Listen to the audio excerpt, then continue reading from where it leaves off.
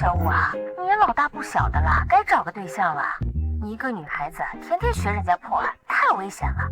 算我这个做妈的求你了。妈，又不是市场买菜，我还有事儿，我先挂了。欢迎光临。您好，请问9号桌在哪？您先等一下，我去帮您看看。好。我叫肖玉，前世是一名屡破奇案的民风警探，死后意外穿越到了这个叫龙国的国家。没想到出生后的第2天，我就要被老妈逼着来相亲。你要是再不带回来个儿媳妇，你呀就别回来了。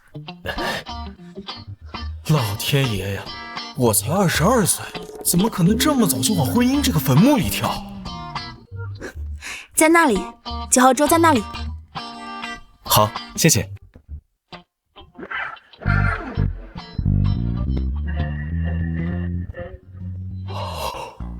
我勒个去！这，老妈介绍的对象质量都这么高，哇！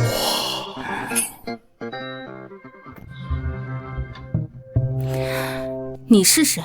啊，我是来相亲的。相亲？什么相亲？是来搭讪的？你要跟我相亲？对啊，我妈要来的。你是周阿姨家的姐姐吧？原来是这样，8成是她弄错了，正好没事逗逗她。哎，行了，我也不废话了。姐姐呢，长得挺漂亮的，说实话，我也心动了。这样，姐姐你想办法爱上我，这全世界14亿人口，我就只给了姐姐这一个机会。嘿嘿，吓到了吧？这么 low 的普信男一定没见过吧？看看你有什么整。如果我不接受呢？不接受？姐姐，我劝你不要这么不识好歹，这样会把自己的路走窄的，看我不恶心死你。好啊。什么？你不是让我接受你吗？好啊。什么情况？现在女孩口味都这么重？不好意思，先生，你走错桌了，你找的9号桌在那边。这就结束了，没意思。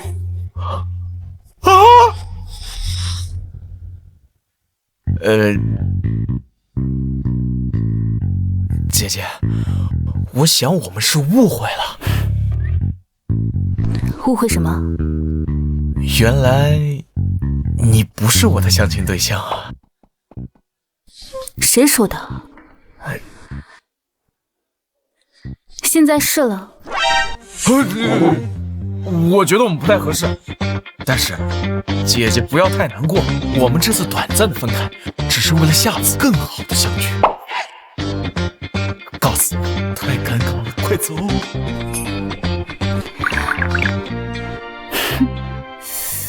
正好，要不找个人应付一下。刚刚那小子还挺有意思。你好，我叫肖玉。你好。就这么定了。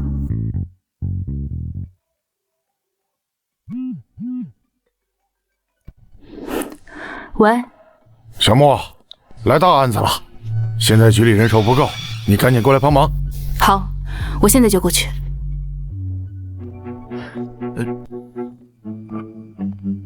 跑什么？姐姐，你要干嘛？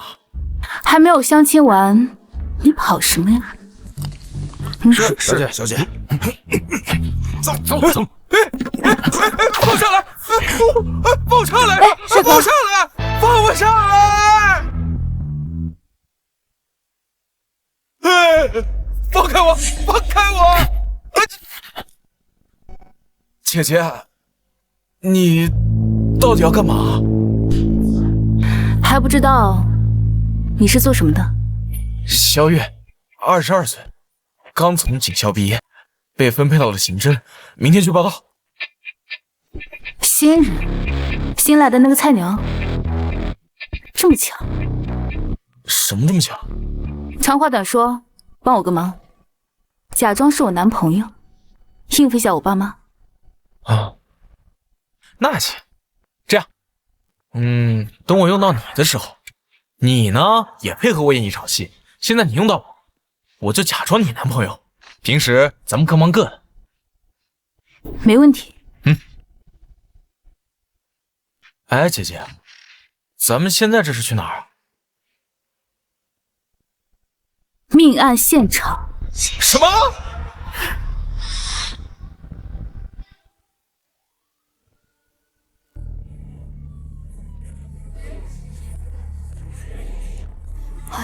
太惨了，你看到他死状。叔叔，太惨了！这里是有多大仇啊？把人打成这样，脑袋都看不清楚了。小五来了，今天这身儿可真好看。我说了，不许叫我小五啊！嗨，你看我这脑子又给忘了，应该叫穆警官。穆警官，原来他和我是同事，难怪他在车上说这么巧。哎，这小子谁啊？这里是命案现场，无关人等，赶紧离开。小肖，你不是明天才来报道吗？怎么跟小木一起过来？啊，陈局，我们两个刚刚在餐厅遇到，我就把他也带过来了。原来是碰巧遇到的。哦，去查查他。上当。也好，正好人手不够。小肖，那你就过来帮帮忙吧。一会儿少说话，站在这儿多学着点。我给你介绍一下，这个是国队1队的队长。好，国队，抽烟。你不知道作案现场不能抽烟吗？他一个新人能懂什么呀？就是，一看就是个愣头青。我查过了，这小子简历一般，局里缺人才招进来啊。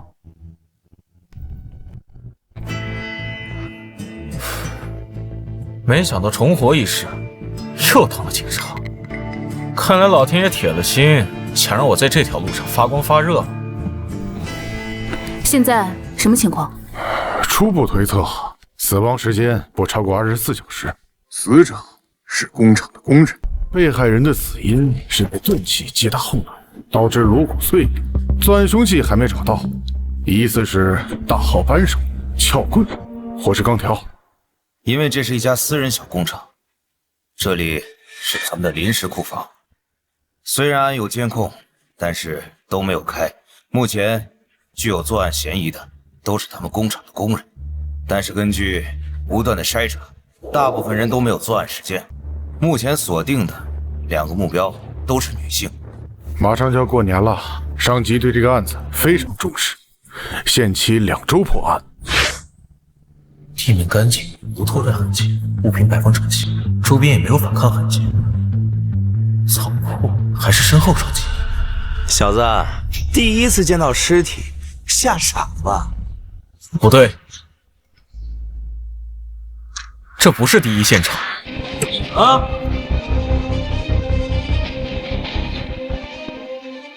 什么？你一个见习警员，还没正式报到呢，就敢在这胡说八道？我实话告诉你，刚刚我已经查过了你所有的简历，各项考核成绩普普通通。要不是我们局里缺人，你以为你能进我们队啊？行了，被害人最后倒下的姿势好像有点不对，没有挣扎痕迹，也没有任何活动痕迹，除非被害人瞬间死亡，否则一个人在倒下去时，身体会自然反应，出现某些动作。这家伙怎么突然像换了一个人？被害人是头部遭受多次重击而亡，如果被害人第一时间死亡，凶手为什么还要继续击打？难道是情感纠纷，为了泄愤？小肖，说说你的看法。我在警校的时候学习过洛卡尔物质交换定律，但凡实施犯罪，这案发现场一定会留下直接或者间接的痕迹。但是这个库房里没有清修的痕迹，所以说只能算是弃尸的第二现场。没错，萧逸说的有道理，这里确实不是第一现场，行凶痕迹太少了。老郭，还是你来说吧。忘了告诉你们了，这里只是抛尸现场，而作案现场在楼顶天台。什么？这个郭靖有点意思，故意不说这里是抛尸现场，是想考验我们。王哥，我刚刚想告诉你来着，我跟郭队刚从天台下来。你怎么不早说呀？走。这是一座3层小楼，1层餐厅，2层男寝，3层女寝。目前工厂处于放假状态，只有10几个人没有回家过年，其中包括2名女性员工，也是此案的重点嫌疑目标。为什么？通过死亡时间推断，被害人死亡时间是在后半夜，当时寝室只有2名女性员工，其他人都在工厂加班，作案机会不大。背后袭击，从头部在地面上的摩擦痕迹以及血液喷洒的方位看，是在倒下后又遭连续重击。从被害人连翻面都做不到这一点来看，凶手极其狠辣凶残。先是打倒被害人，接着连续击打，根本不给反应机会。再从心理学角度推断，能做到这一点的普通人不多，能让一个人爆发出如此狠辣形态、残忍杀人的，无非5大类：感情、仇怨、利益、嫉恨、贪婪，无缘无故杀人，不存在的那是精神病。怎么了，大侦探？又有什么新的线索了？我知道凶手的凶器藏在哪。说什么？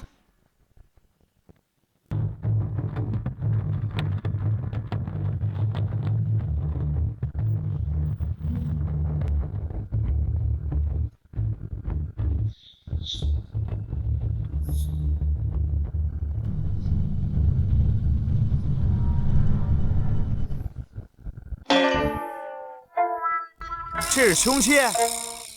你别告诉我，凶手是用这玩意儿把被害者砸死的。这从目前的情况来看，这确实不像传统意义上的凶。这真是浪费时间。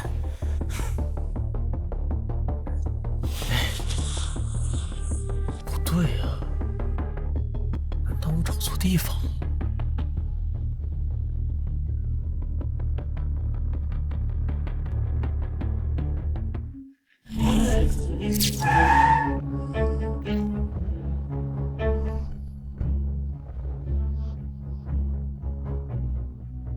别生气啊！爸妈，你们怎么来了？我们要是再不管你啊，恐怕你连命都要搭在这份工作上。爸，你说什么呢？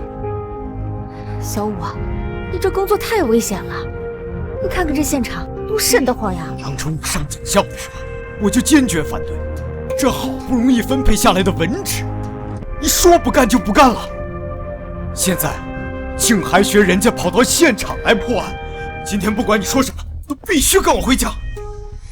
小木的父亲是市里有名的企业家，家里很早就给他规划好了人生的道路。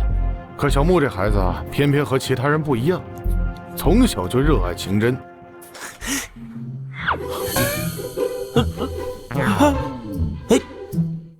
伯父伯母，伯父伯母，是，我叫萧玉，是小五男朋友。什么？男朋友？男朋友？这，难怪他们一块儿过来的。不行，不能坐以待毙，我得想办法把这小子赶走。小五，你有男朋友了？这么大的事，怎么也不告诉我们呀？爸妈，我这不是还没来得及告诉你们吗？伯父伯母，你们放心，有我在，我一定听二的，好好保护小五。一个见习警员，拿什么保护我女儿？既然伯父不相信，那不妨咱们打个赌。赌什么？就赌这个库房凶杀案。如果我能在24小时内把这个案子破了，你们就同意小五做现在的工作。好，我穆天成说话算话，给你1天时间。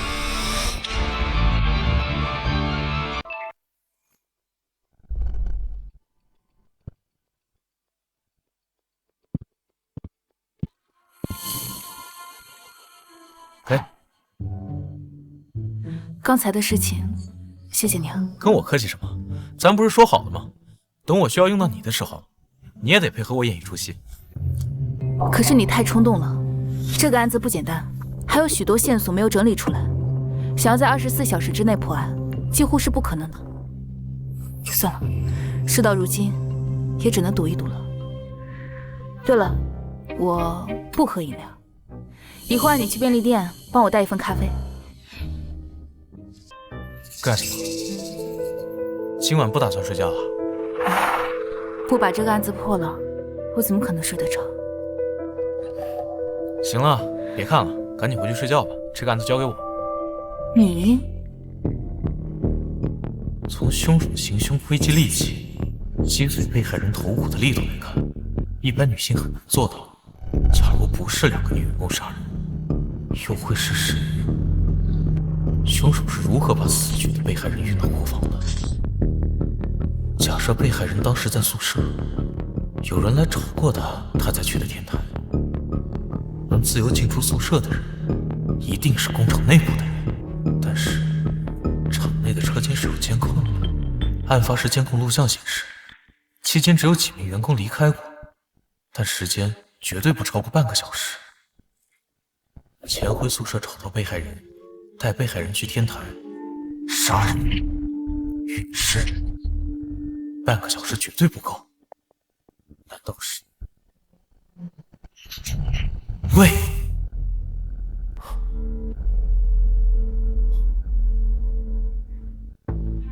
你好，同志，我想问一下，案发的时候你在哪儿？我在宿舍。那你当时在干什么？打游戏。您能把手机给我看一下吗？啊，可以。你看，通过对门卫的手机调查，他当时在玩游戏，网络 IP 地址就是宿舍的 WiFi， 这一点错不了。不是门卫，也不是那2个女员工，更不是厂里加班的人，那会是谁呢？难道还有什么人被我漏掉了？你有线索了？我明白了，我知道凶手是谁了。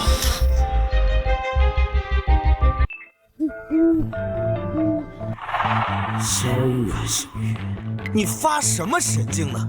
你知不知道现在几点了？就是，我才刚上床躺下就被你喊过来了。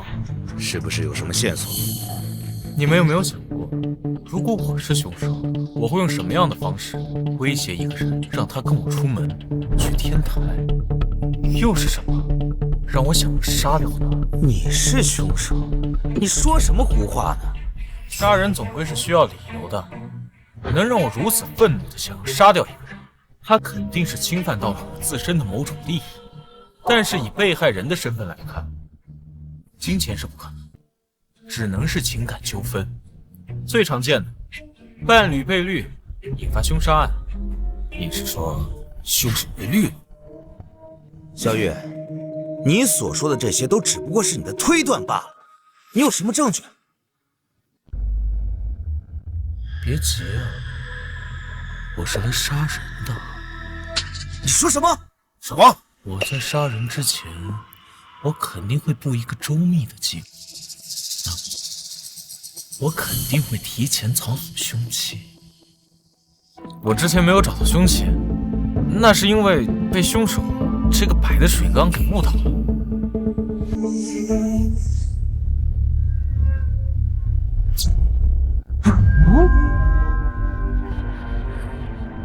这是凶手的凶器。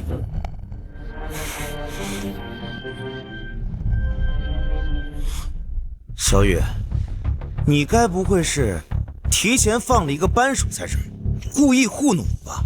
那我问你，假如你被绿，你最担心被害人身上什么地方最容易暴露线索？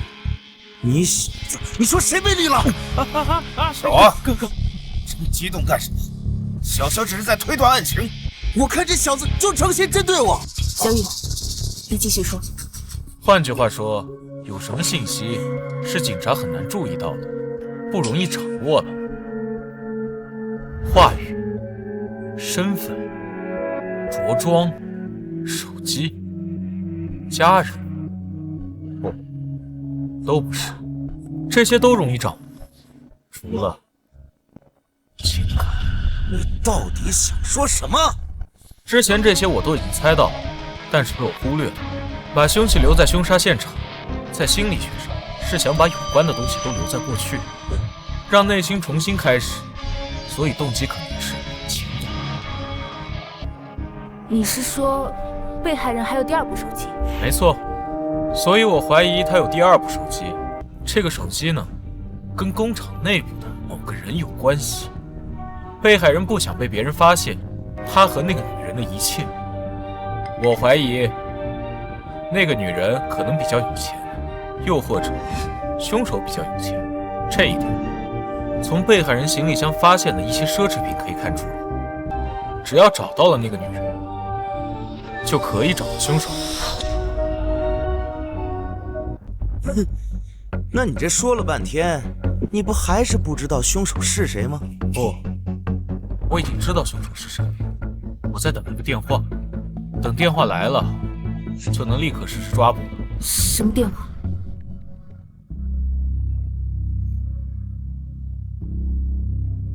查到了，被害人母亲名下有2个手机号，注册了2个微信，其中一个微信平日大多与亲友交流用，另外一个微信只有2个微信好友，其中一个好友经常向被害人的母亲转钱，疑似被害人的隐秘账号。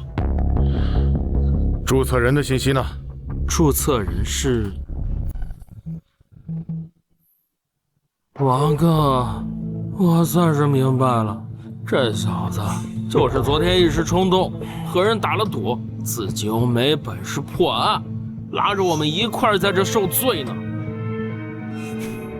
我不等了，这马上都到下午，我没工夫陪你在这耗着。小雨，你就等着吧，等我回到局里，一定会向上边如实汇报，让你吃不了兜着走。穆青武啊，穆青武，你到底在干什么？竟然会选择相信一个刚来警局的新人？来了。喂，陈警，可以实施抓捕了。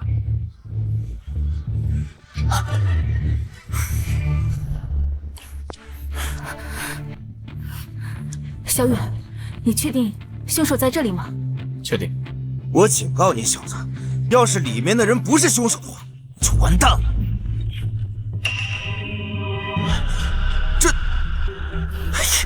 这该不会是那玩意儿吧？细看。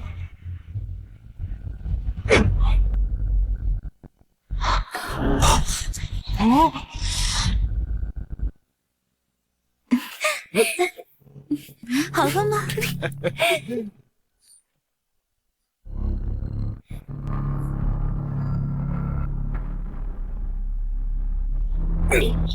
小心！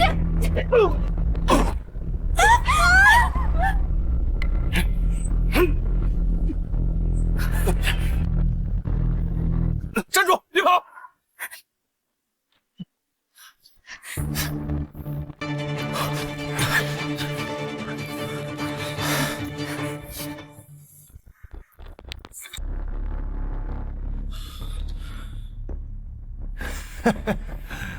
原来还有帮手啊！2位警官，一个月才几千块，玩什么命啊你们？小雨，躲我身后。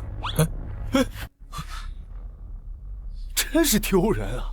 一个大男人还让一个女人来保护，上！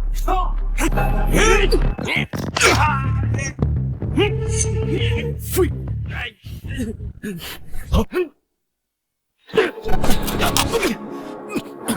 放开我！放开我！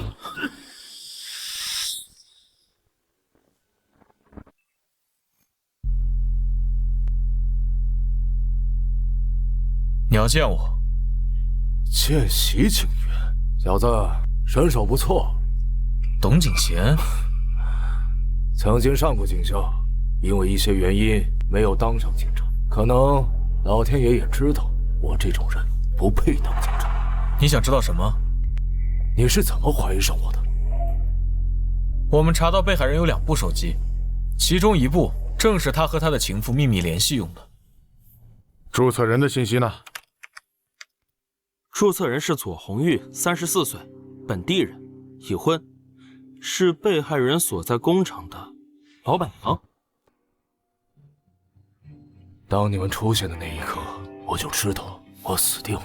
只是没想到抓我的人这么年轻。刘厂长，身为男人，我能理解你的冲动，但是冲动不能成为你犯罪的理由。好，我认罪，我全部交代。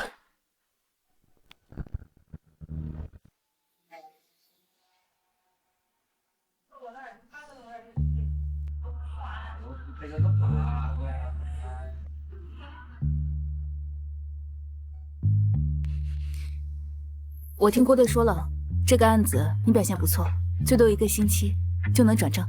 哼，走了狗屎运了。那天的事情，谢谢你啊，要不是你替我挡下那一刀，我可能现在还在医院呢。你要是真想谢我，那就帮我一个忙。什么忙？周末去我家一趟，我爸妈想见你。我也有事情要和你说，我爸妈也要见你。啊？哎呀，那可真是太巧了，没想到咱们还是校友呢。可不是嘛，如今2个孩子呀，也被分配到了同一个单位，这以后工作上呀，还能互相照应，这缘分简直就像老天爷特意安排好的一样。我看呀，咱们也别光顾着感慨了。既然2个孩子感情好，我们做父母的也没意见。不如啊，给他们挑个好日子，把婚事定下来。老肖说的对，咱们呀，赶紧把这婚事办了，咱们2家呀，也可以更亲近。好呀，哎，天成，你快说句话呀，人家老肖2口子可都表态了。我没意见，小肖这孩子年轻有冲劲，像我年轻的时候。姐，你说句话。好啊，那就结婚吧。这就领证了？这样也好，有了这个，就不用怕家里人催婚了。不是，这也太草率了吧！这速度比我抓犯人还快。对了，我爸妈给我们买了婚房，你什么时候搬过去啊？姐，你来真的？想什么呢？做戏当然要做全套了。怎么了？你们在哪儿？来大活了！省厅下发的特大案件，要求咱们3天之内必须破案，10万火急。你们可算是来了，先看卷宗吧。这么多。死者是一对夫妻和1个婴儿，一家3口，死得太惨了。一家3口的皮被完整剥下，钉在了墙上，画成了一幅画。所以咱们这个案件的代号就叫做血肉之画。真是个变态。有嫌疑人吗？嫌疑人叫何晓，是死者女性陈芳的前男友，案发时就昏睡在了现场。死者男性，也就是陈芳的老公冯军，生前是嫌疑人的好友。不错，通过现场的指纹、DNA、凶器短信以及作案动机，查出了一套完整的证据链，坐实了嫌疑人的身份。但是因为案情实在太大，加上嫌疑人极力否认犯罪罪行，所以上面替咱们申请了一台测谎仪，给咱们3天时间，给出结论。这还用审什么？这案子明显是仇杀嘛！嫌疑人和陈芳有过感情纠葛，又和冯军是好友，虽然不是被绿啊，但这种心爱的女人和好兄弟好上的剧情，有几个男人能受得了？监控查了吗？哎，不是，你小子以为你是谁啊？上个案子能破，那全凭你运气，你还真把自己当神探了。监控查过了，除了嫌疑人，没有拍到其他人。通过现场的指纹、DNA、凶器短信以及作案动机，查出了一套完整的证据链。不对，这里面有问题。不对，这里面有问题。有什么问题啊？啊？被害人一家遇害的时间段是在夜晚，而当天夜晚只有嫌疑人一人出现在了监控画面之内，不是他，难道还能是鬼杀的？小雨，你可想清楚了，有些话可不能乱说。一家三口的皮被完整剥下，死得太惨了，钉在了墙上，被完整剥下，画成了一幅画。是时间，时间不对劲。时间。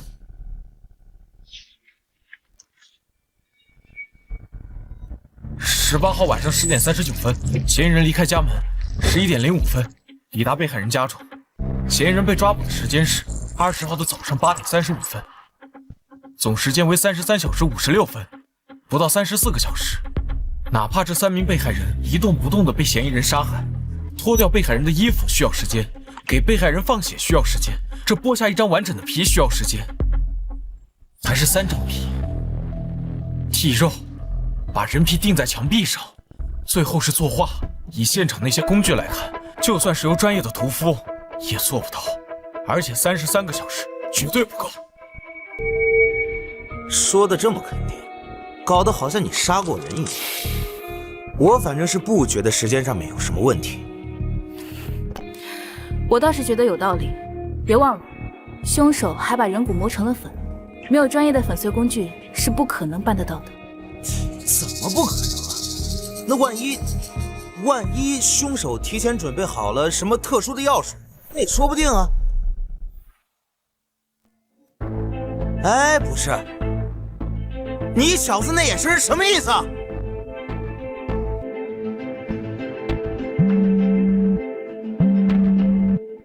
喂，好，知道了。小玉，跟我来一下。怎么了？上面要见你。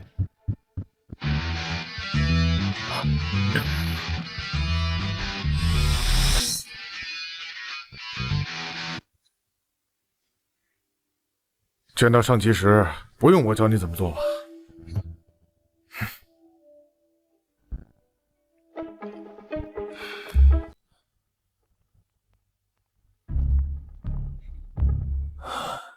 你就是萧玉啊？啊，领导好。不错，听说你不到24小时就破了库房凶杀案，是个干刑侦的好苗子。你说说看，你是怎么发现时间不对劲的？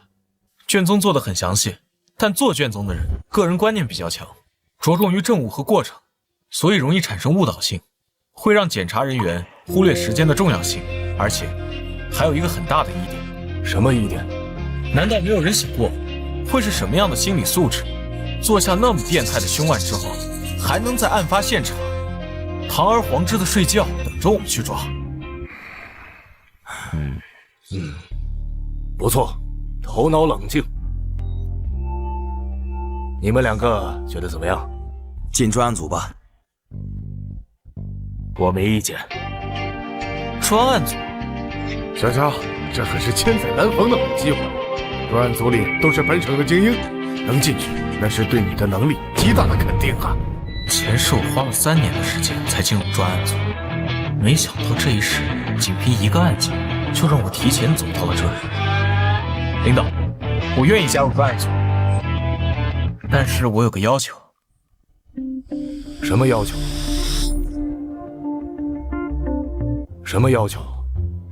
我想要穆警官也加入专案组。穆警官？你说的是穆青武吧？小伙子，穆青武已经在专案组里了。他是今年的特招生，各项考核项目都是满分。他的实践经验也不少，之前参与过几起案件的协助调查，表现相当不错。那我换个要求，能不能让郭队也加入专案组？这又不是买菜，还能讨价还价？没关系，你说的应该是郭强吧？他呢，原本就在我们的考察名单之内。你可以说一说你让他加入的原因是什么？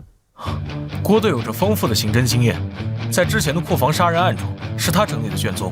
他不仅能把案件的里里外外梳理得十分清楚，而且就连一些无关紧要、容易被我们忽略的旁枝末节，他都能标注得明明白白。所以我认为，有郭队的加入，绝对是极大的助力。老王、老六，你们两个怎么看？我认为没问题。我也觉得可以。好，那现在我正式下达通知，从今天起，你们几个专案组的一员，要求3天之内查出血肉之化案的真凶。等一下，等一下，我反对。牛鹏，谁允许你擅自闯进会议现场的？各位领导，让郭队和莫清武加入专案组，我没有意见。但这小子只是一个见习警员，他没资格进组吧？有意思，这个时间点掐得如此精准，像是提前知晓会议进程，特意考虑的。小牛啊，你这突然反对，总得有个理由吧？专案组的成立就是为了尽快破案，时间紧迫，可不能随便添乱。那个，我建议啊，测试一下他的能力，看看他到底有没有本事加入专案组。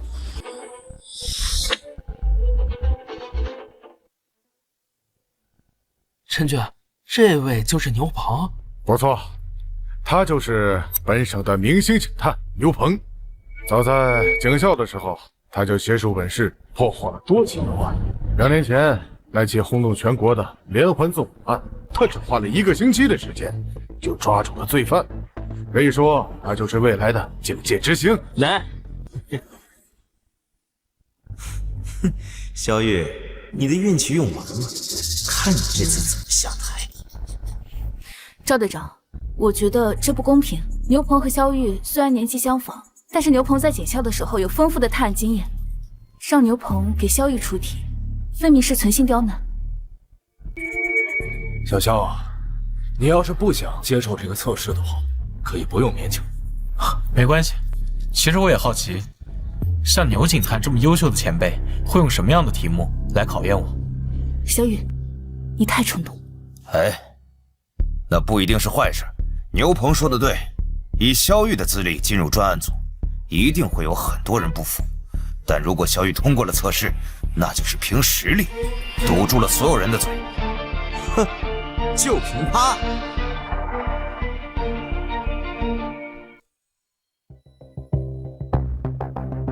原来就是这小子搞的鬼，想联合牛鹏来给我使绊子。可惜呀，他们打错了算盘。前世我什么大风大浪没见过，能难倒我萧玉的人，恐怕还没生出来。赵队，你看这事儿闹的，不妨，年轻人嘛，有竞争是好事。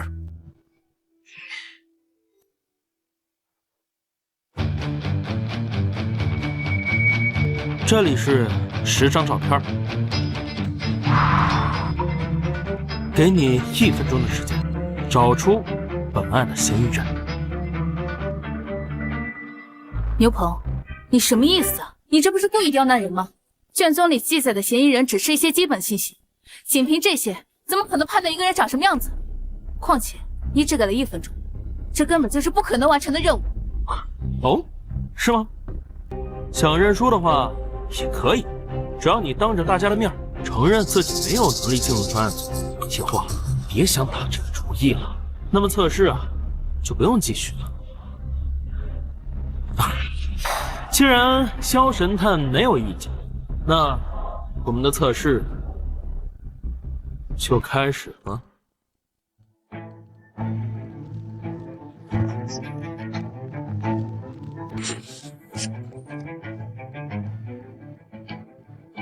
嫌疑人何晓，男，29岁，本市人，私企员工，身高1米78上下，偏瘦。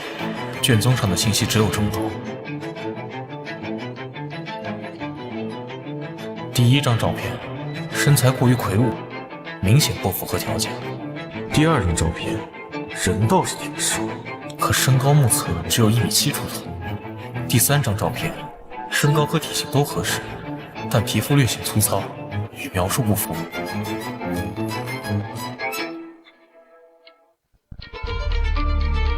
萧玉，这下看你要怎么办？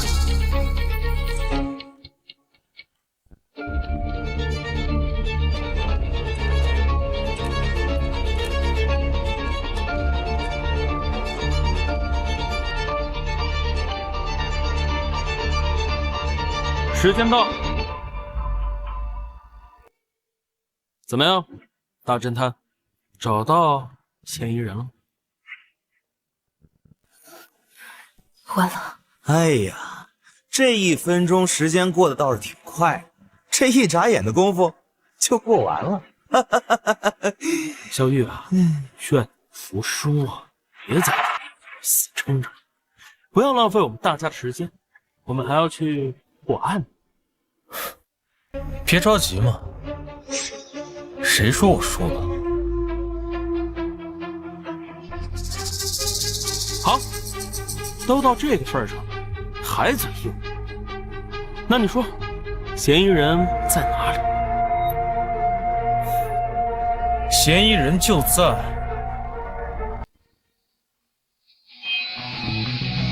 这里。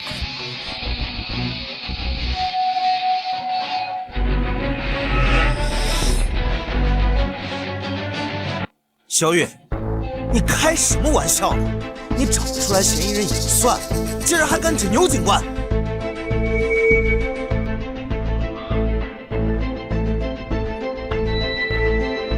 嫌疑人就在你的口袋里面。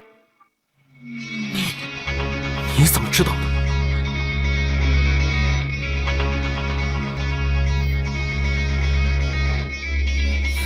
这……其实从一开始我就觉得不对劲。为什么？因为你太过自信了。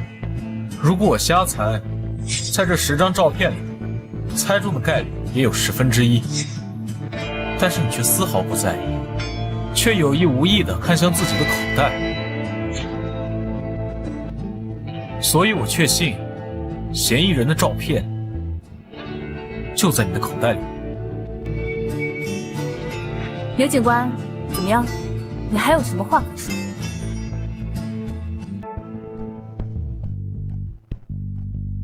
不错，能在这么短的时间内面对质疑，还能冷静分析，从细微之处找到破绽，这个能力正是我们专案组所需要的。行，这一局算你赢。不过，我们的较量才刚刚开始。见鬼了，这小子的运气简直是好到离谱啊！好了，时间紧迫，大家抓紧时间行动。记住，你们只有3天时间。好。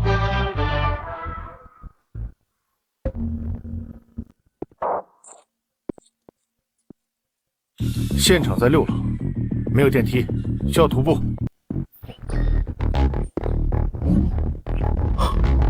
好快的身手，好快的身手。郭队，这人什么来头？他叫钱武，外号老五，小时候在少林寺习武，后来当了特种兵。因为在部队表现突出，上面研究后把他调到咱们专案组，给咱们助力来了。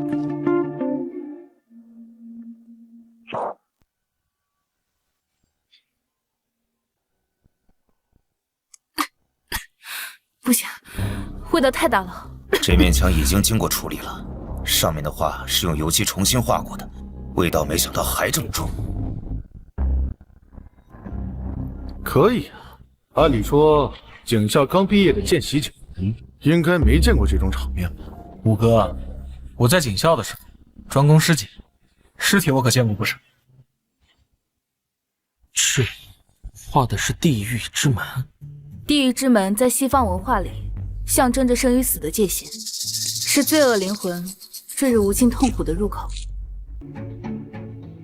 不可能，除了被害人一家3口和嫌疑人，肯定有第5人进入过。可是现场竟然找不到一点第5人进入的痕迹。科学，如果不科学，那可太恐怖。你是不是在想，如果何喜不是真正的凶手，那真凶又是怎么进来的？你有线索了吗？我没有线索，我压根儿就不觉得有什么第五人。何喜就是一个智商极高且心理素质极好的人。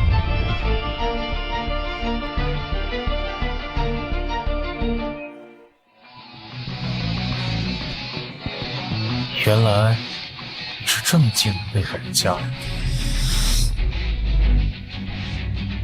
有发现？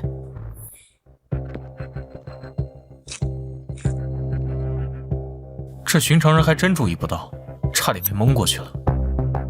劳烦把工具箱拿来。又觉得自己行了，给。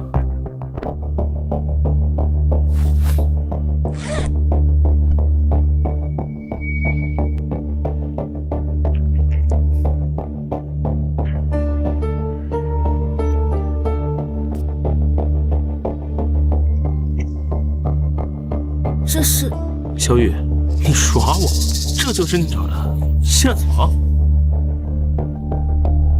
哦，我明白了，原来凶手是通过这个小洞进入的现场。还是五哥聪明。我来给大家解释一下，这个凶手先是利用手钻在上面打了个小孔，再利用一根钢丝将前门打开。这个凶手最高明的地方就在于，他把手钻的小孔用同样颜色的塑料条将其堵上，不留下任何痕迹。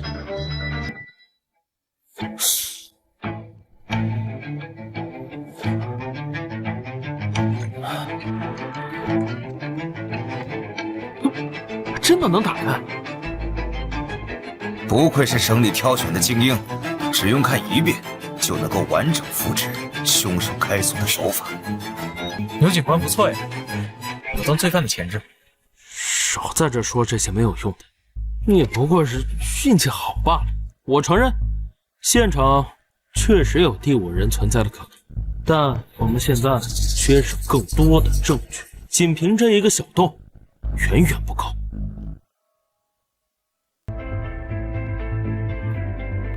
你去哪儿？去看守所见嫌疑人何巧。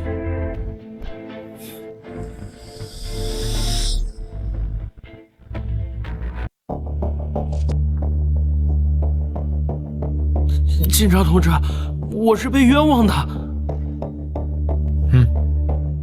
我知道。你知道？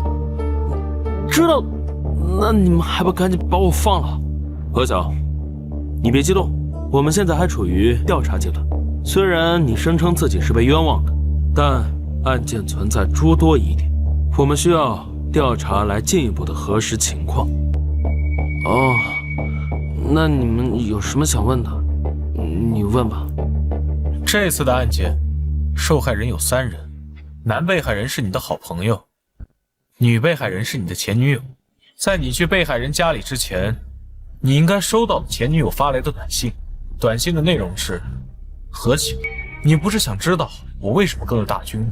你现在过来找我，我告诉你，对吗？啊，对，是这样的。而后你离开家里去到了被害人的家里，当你到达被害人家里之后，刚刚走进门，你的记忆就出现了断层。醒来后，警察就到达了现场。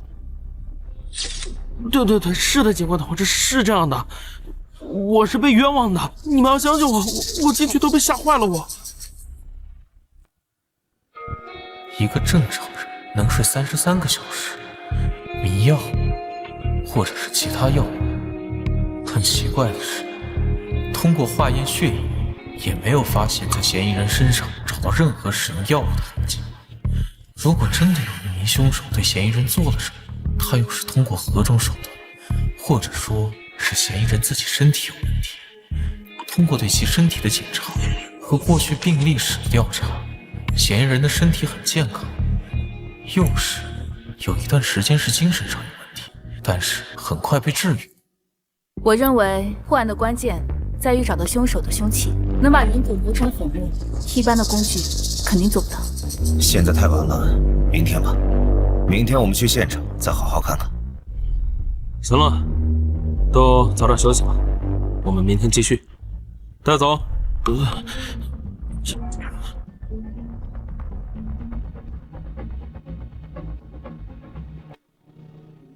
姐，那个我还有其他事，先走了。不准走，跟我去困房。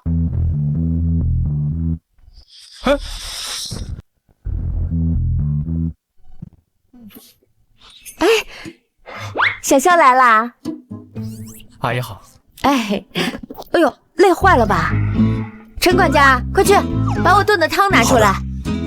妈，我也忙了一天，你怎么不关心关心我？哎呀，有，给你也炖啦，你们一人一份啊。谢谢妈。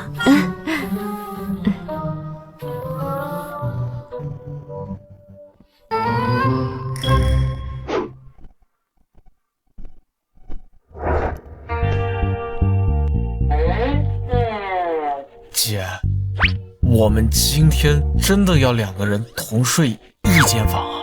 我可以告诉你，门外现在至少安排了5个保镖，你要出得去，可以试试。啊！我的第一次就交代在这儿了。想得美！今天晚上我睡地上，你睡床上。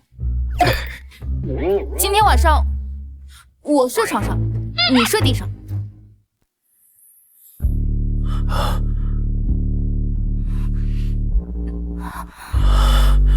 怎么这么热啊？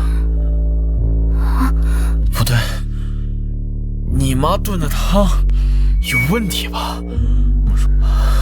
糟了，千算万算没算到，我妈居然在2份汤里都下了药。那怎么办？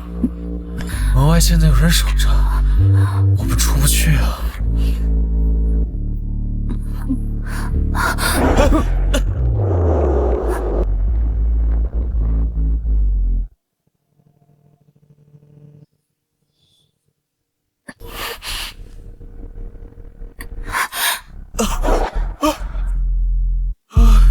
姐，你冷静点。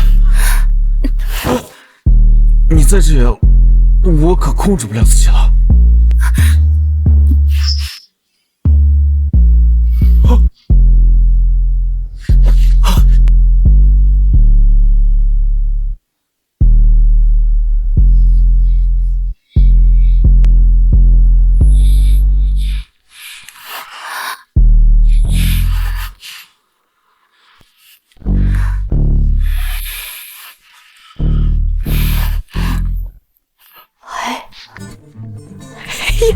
成了。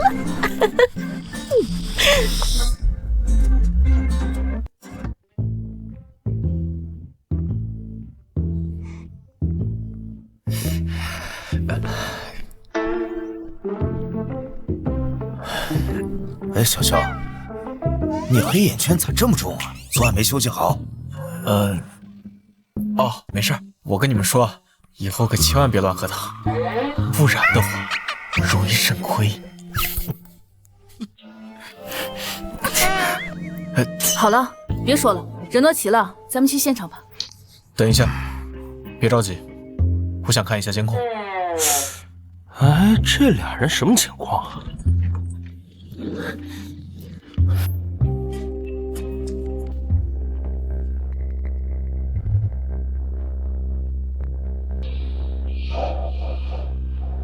怎么样，小雨？有发现没？暂时没有。等一下，暂停！你们看这个人，他的身形和走路的姿态是不是很奇怪？都晚上8点多了，他还在小区里晃悠。一般的环卫工人这个点早该结束工作下班了。的确很可疑。我不这么认为。这个工人的年纪至少在50岁以上，我认为他根本不具备在短时间内悄无声息地完成如此复杂犯罪行为的能力。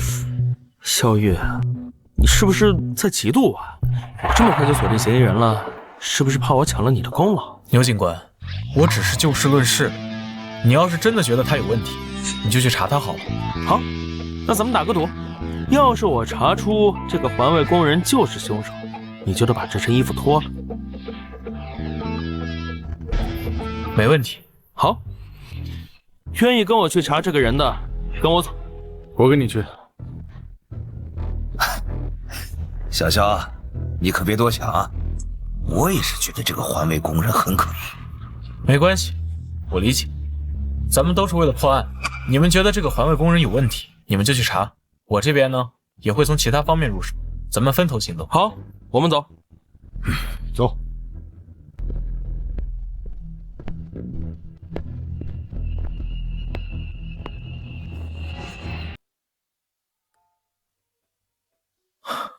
没想到你竟然愿意相信我。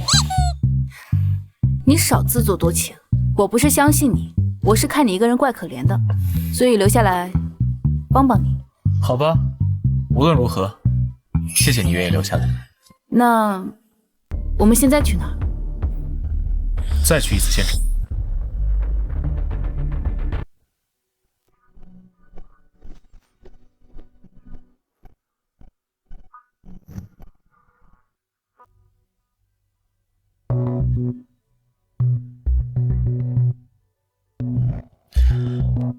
不对，之前一定有什么线索被我们忽略掉了。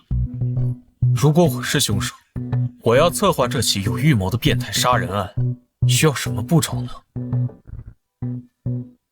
制定完美的作案计划，准备好作案工具，还有熟悉被害人家中的区域，算好作案时间，包括设计好陷害何晓的过程。这些加起来，怎么都要3天到1周的时间。踩点是必不可少的环节，也是最浪费时间的。没错，踩点至关重要。凶手在踩点的时候，一定也会留下蛛丝马迹。要不，我先去其他地方找找，看看有没有什么有用的监控。等等，如果我是凶手，我为什么会知道嫌疑人何晓的手机，并且以女被害人的口吻发出那条短信？是因为我太熟悉被害人一家和何晓？我和他什么关系？朋友？同学？不，都不对。这样的线索太明显了，我不可能留下这么明显的线索。那么，我发出这样一条短信，只是单纯的引诱嫌疑人，还是另有目的？我明白了，那条短信不光可以让何小英愤怒，让他去被害人那儿，也把我们警方带入了一种误区。即使我们怀疑凶手另有其人，也只会往被害人一家与嫌疑人何小熟悉的人身上引。这可真是一箭双雕，好算计。那么，我残忍的甚至极其变态的杀了被害人一家，嫁祸给了何晓，又是为了什么？根据调查，不管是被害人一家3口，或者是嫌疑人何晓，在之前根本没有得罪过什么人，更不可能因为仇恨上升到灭人满门的程度。难道只是单纯的变态心理作祟？绝对不是。我这么冷静，能周密地布出这样一个局，这心智，这冷静，还有如此变态的做法，在我眼里就像小孩子玩游戏一样极其低端。可我偏偏就是做了，为什么？谁？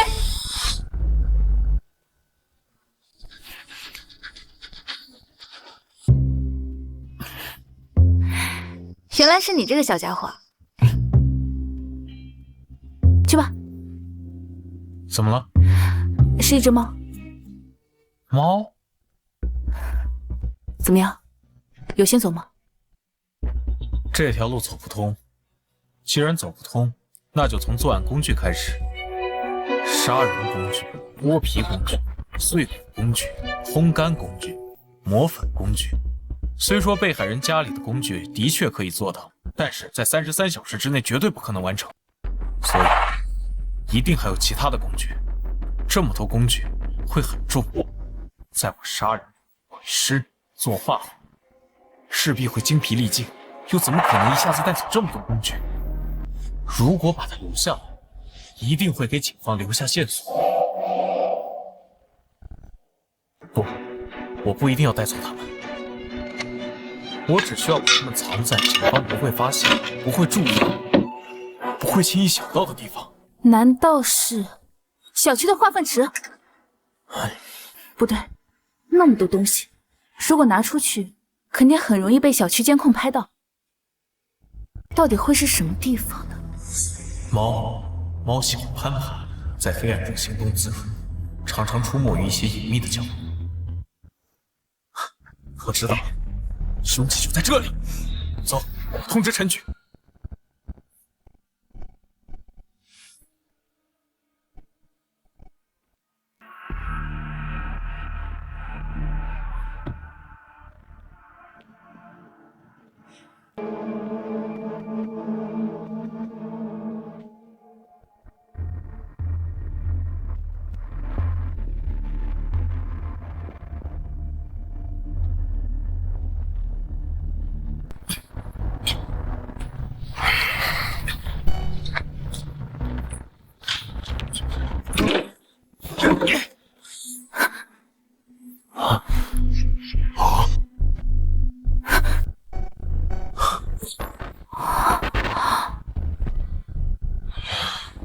小乔，干得好！你又立功了，快查验一下，这里面都有谁的指纹？啊！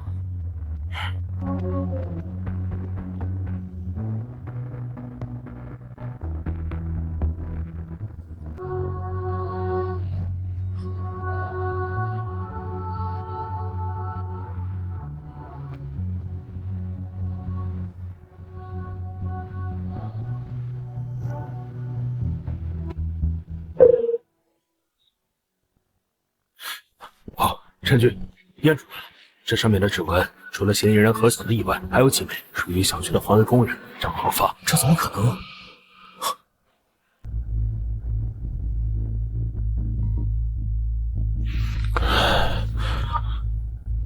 喂，好，我知道了。牛棚那边传来消息，说他们已经抓到了嫌疑人张和发。走。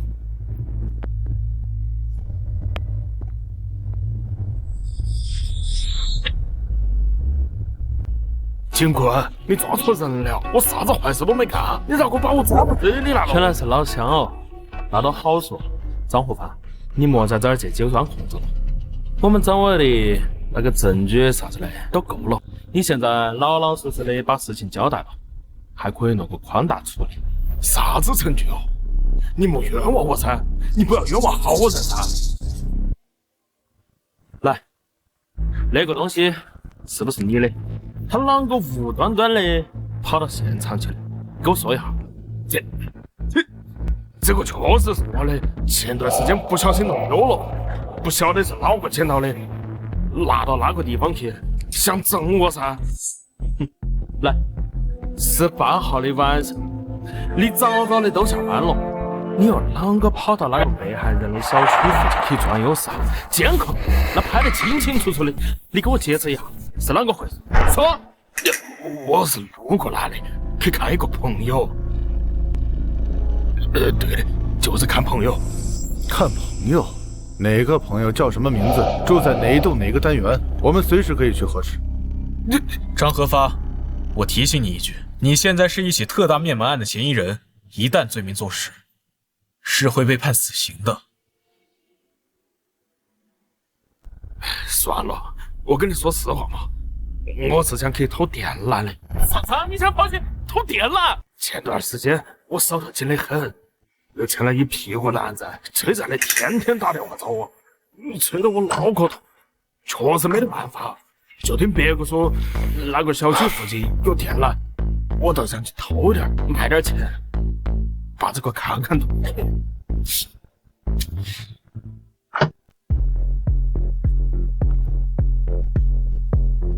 我刚查了，案发当天被害人的小区电缆确实失窃了。此外，第2天嫌疑人确实还了一笔欠款。线索又断了。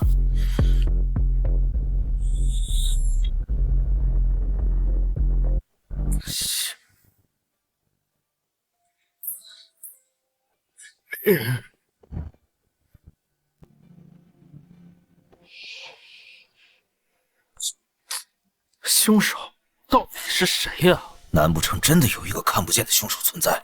不，这个世界上根本就不存在看不见的凶手。每一起案件的背后都有其合理的逻辑和线索，只是还没有被我们完全挖掘出来。我有点想不通，凶手偷走了作案工具，为什么要在上面留下何晓的指纹？按照我们的判断和调查，何晓不具备作案的可能，光是一个时间点就对不上。难道是凶手猜到我们会找到那些工具，所以故意留下何晓的指纹来挑衅我们？不对，不应该是这样。我觉得应该不是凶手在耍我们，是我们陷入了一个误区，忽略了一种可能。什么可能？通知所有人，我想我知道凶手是谁。啊？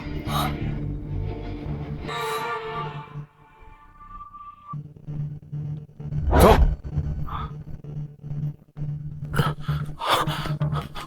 我是小雨，人带来了。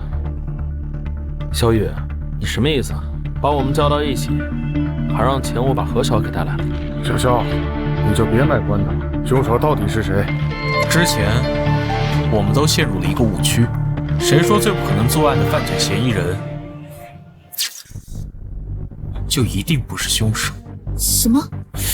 小雨，当初说时间对不上，嫌疑人在33个小时之内无法作案的，就是你自己啊，对吧？现在要自己打自己的脸。你前女友一家3口是被你杀害的？不是我没有。果然是你。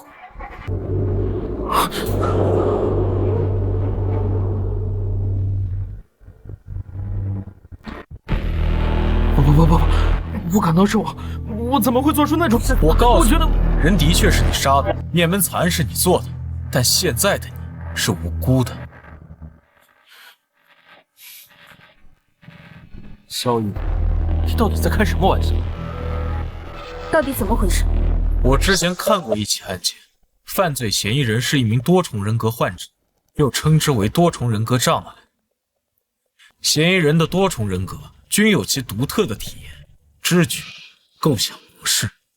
这最有意思的是，人格状态的改变通常会出现严重的遗忘症。不能用简单的健忘来形容，可以说一个人格做了什么事情，其他人格根本就不知道。你是说何晓是多重人格？在那个案件中，起因是犯罪嫌疑人的身体里有一个极其聪明且变态残忍的人格，当他控制了犯罪嫌疑人的身体之后，做了很多丧尽天良的事情。但是正因为人格之间的记忆是不共享的，所以犯罪嫌疑人的主人格根本不知道自己的身体杀害了多少无辜的生命。当他被抓捕后，办案人明知道犯罪的是变态人格，但还是不得不把他抓进牢里囚禁起来，这辈子都不可能把他放出来。这太不可思议了。我知道你能听见我说话，也能清清楚楚的看到。你真的不打算出来跟我见一面吗？我不知道你在说什么。你是不是觉得自己做的天衣无缝，还是觉得我在诈你？你小时候得的精神病，真的治好了吗？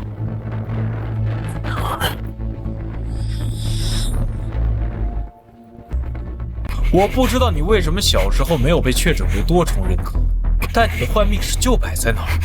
当我第一次看到这个案件的卷宗的时候，上面讲述你自述昏睡，记忆出现断层，我当时还以为你是服用了什么药物被迷晕了过去，但现在看来不是，你记忆出现断层是因为你另外一个人格控制了你的身体，我是不是可以继续推敲，你的前女友不光是一个人格的女友，而是双重人格的共同女友？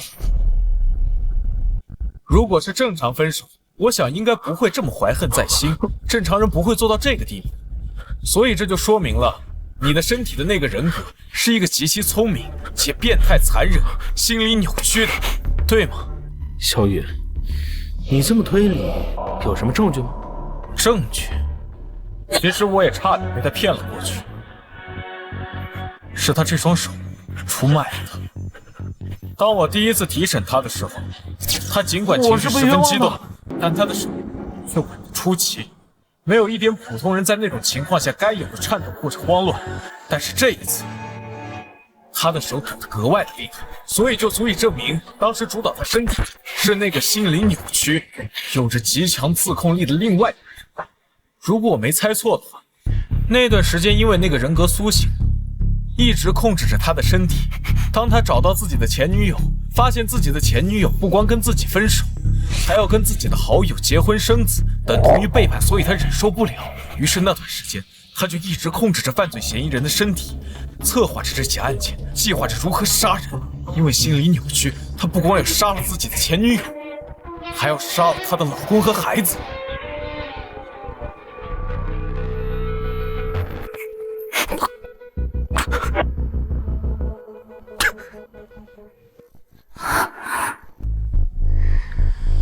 继续。但你不傻，反而极其的聪明，同样不想自己的身体死掉，又或者是坐牢，所以你想到了一个办法，不光能亲手做那些下等残忍的事情，还能摆脱一切罪名。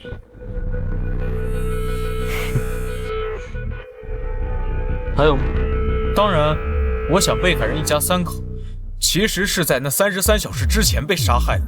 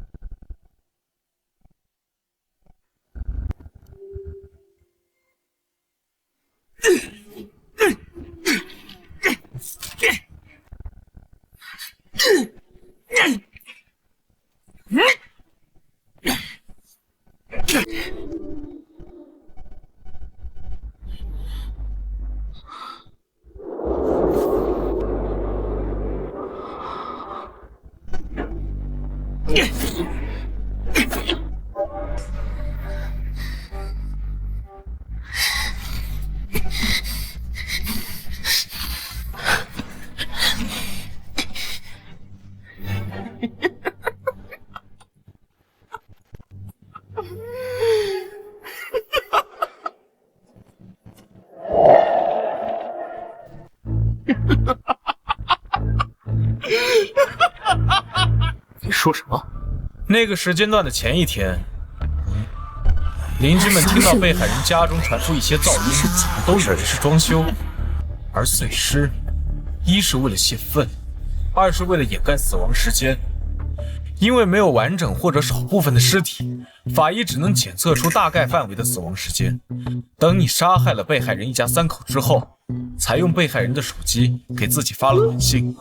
不然，不熟悉女被害人，怎么能把女被害人的口吻模仿得那么像？竟然是这样！发完短信，清理完现场，又悄无声息地离开，回到家中，把身体的控制权交还给了主人。等主人格苏醒之后，当他看到那条短信的时候，势必会前往被害人家中。等他到达后，你又重新占据身体，使其记忆出现断层，是你故意的，对吧？这么说，这33个小时是他计算好的？没错。不仅如此，我想必这报警电话也是你自己打的。喂，你好，110吗？我这遇见杀人了，杀了好多人，你们快点来，快来啊！你做了这么多，就是为了让警方起疑，让他们怀疑凶手另有其人，让你的主人格成为无辜者。哦不，你的主人格本就是无辜的，你的主人格连自己都不知道这个案件是他的副人格做的，连测谎仪都测不出，认为说的都是真话，加上时间对不上，就坐实了他的无辜。不得不承认，好算计。既然这么晚，你又是怎么发现的？因为画蛇添足。为了清理现场痕迹，能钻孔开锁，这种怎么可能在现场留下那么明显的指纹呢？猜到了你，这些都是你的推理，找到证据。证据？只要确定灭门案是你做的，之前的证据就已经足够了。是的，只要你的第二人格出现，一切就结束了。那有，最多就是被关起来，又不会死。见过缠小脚的，没有见过缠小脑的。你以为死是最可怕的？你什么意思？知道什么叫做生不如死吗？每天被关在一个小屋子里面，绑在病床上，强行打针治疗，不见天日，那种状态下，人都变成精神病。那时的你恐怕想自杀，可惜你不会有机会了。人在走，天在走，苍天饶不过谁。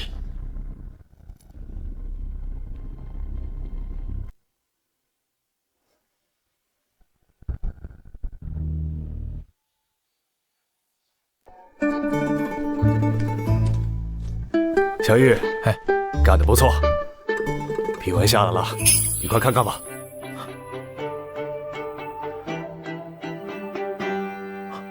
1级警员，这晋升速度也太快了，仅仅1个案子便连升3级。对了，你的个人3等功也下来了，经过商议，决定让你去省里参加一个表彰大会。赵队，这幸福来的也太突然了。小伙子，好好干，我们都看好你。行，那今天我们就回省里了。这个月的25号，记得来海市报到。好，走。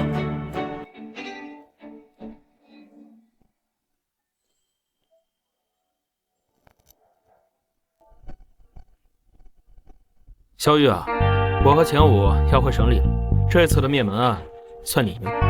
不过我可没有那么容易认输，下次有机会我一定会扳回一城。行，哥等你。好，那我走了。小雨，你在这儿？又怎么了？我爸妈做了饭，说庆祝你这次破案立了大功，还邀请你爸妈一起来的。啊，你爸妈不会又煲汤了吧？走吧。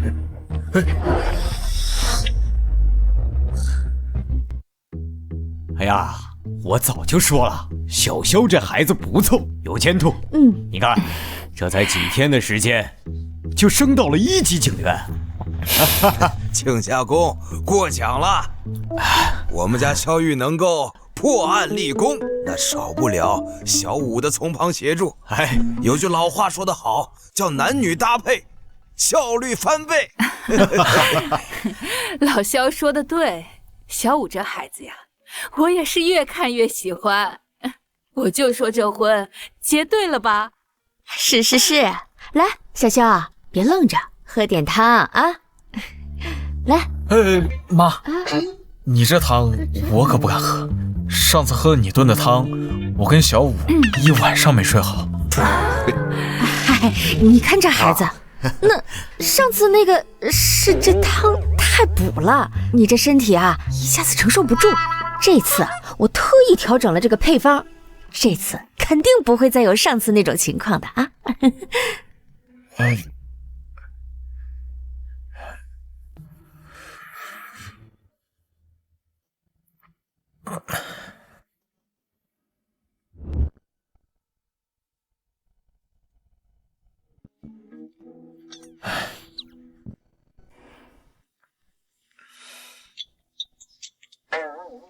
姐，你真打算我们俩就在这里坐着呀？要不我们做点什么？哎，这里面是不是开空调了？怎么这么热啊？我也觉得有点热。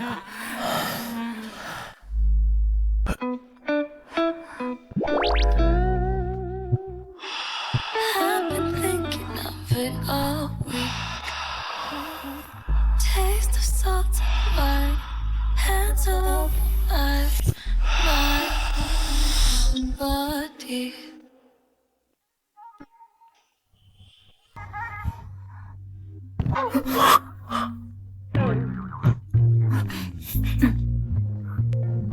喂，谁要这么晚打电话？有病啊！是我。啊，陈局啊，那个这么晚打电话有什么事情吗？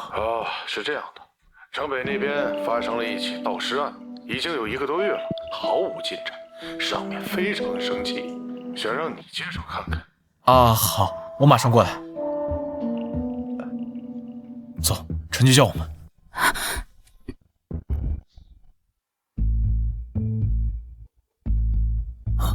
小雨、小莫，你们可算来了。郭队、陈局，一起盗尸案而已，用不着这么晚过来加班吧？因为这个案子迟迟未破，家属3天2头到城里上访，上面压力很大，所以由城北分局转交到了我们这边。你小子可以啊！你知不知道，你现在可是咱们市里的小名人啊，圈子里的人都给你起了个外号，叫小尔摩斯。真是人怕出名猪怕壮。现在好了，什么案子都往我们这边丢。小乔，我理解你的辛苦和压力，这不，我把田凯和小伟叫回来给你帮忙了吗？我知道你25号要去城里，现在只剩下3天时间了，你得抓着点紧。等这个案子破了，我给你和小莫批1个星期的带薪假。真的？您放心，不出3天，我1天就给你把案破了。卷宗还没看呢，就在这吹。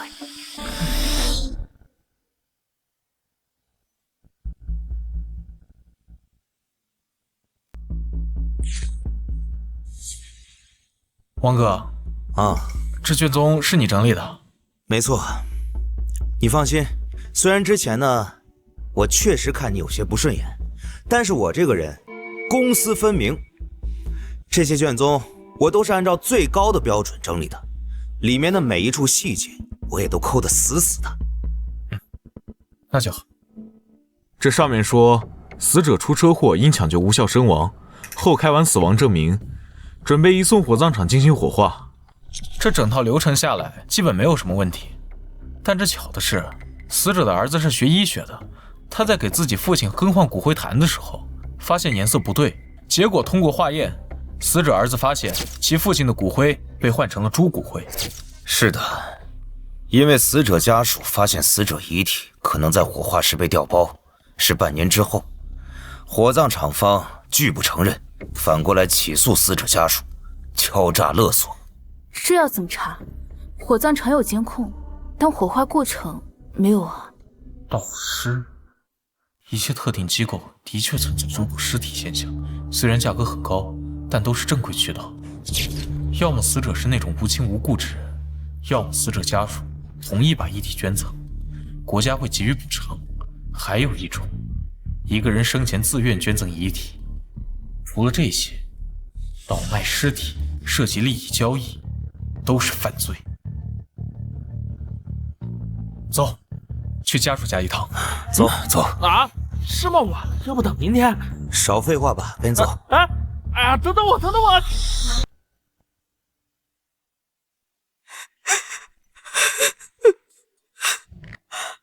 谁呀？你好，警察。啊，进来吧。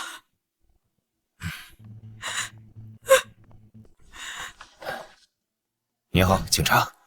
妈，谁啊？警察。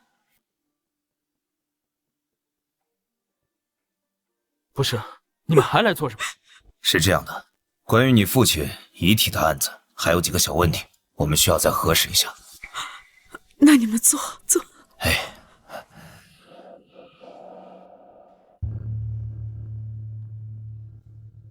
这该说的我都说了，该问的你们也都问了，这么长时间都破不了案，今天又过来，还要说什么？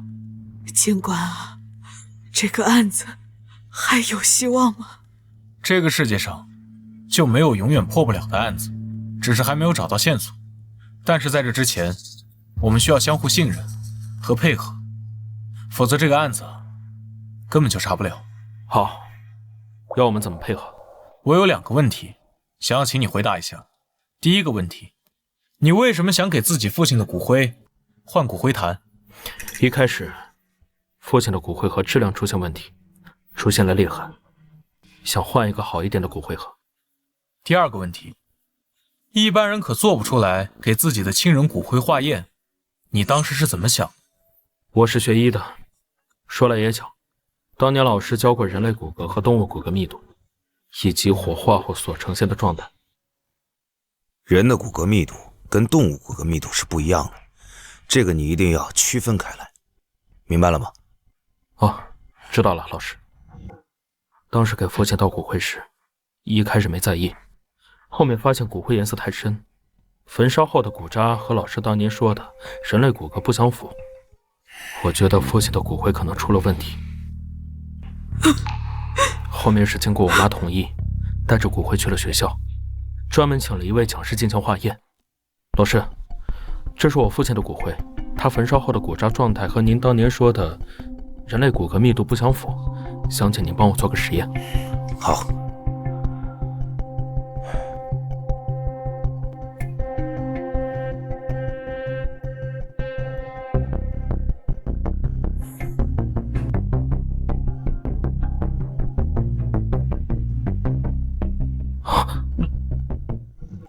结果是猪骨。行了，就这2个问题。这时间不早了，你们早点休息，我们先走了。好。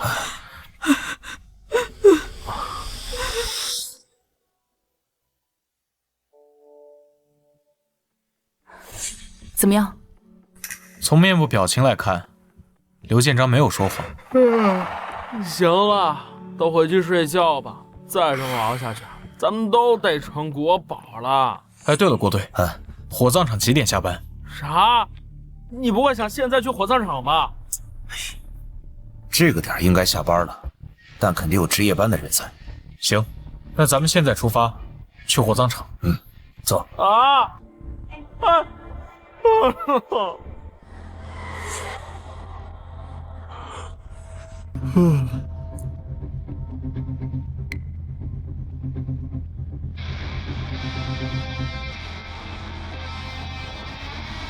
要是太累了，就换我开。谢谢。当年死者遗体从进入殡仪馆开始，直至送进炼尸房之前，全程都有家属陪同着。火化后，工人把骨灰拿出来，家属把骨灰装进去，送到家里，不存在骨灰在这个过程中被调包。唯一可能出现问题的地方，就是尸体被火化时。在这个过程中，被调包是极有可能的。通过卷宗上显示，当年接手这起案件的调查人员看过火葬场的监控，的确不存在人或车进出，盗尸的可能性好像没有。当年的监控录像，如今还被封存在档案室里，真是见了鬼。人的尸体火化后，化成了猪骨灰，连魔术都不敢这么玩，电影也不敢这么拍了。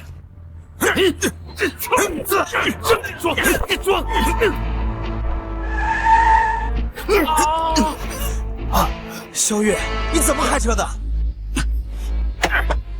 你装！别打！别动！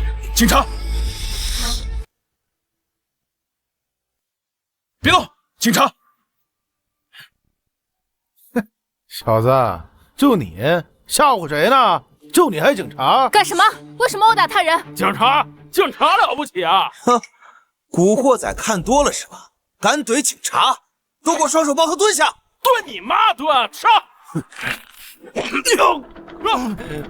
警察打人了！警察打人了！警察打人了！站住！不对，那人有问题，身上肯定犯事了。活腻歪了，你们敢袭警？别动，蹲下！这里交给你们，我去追他。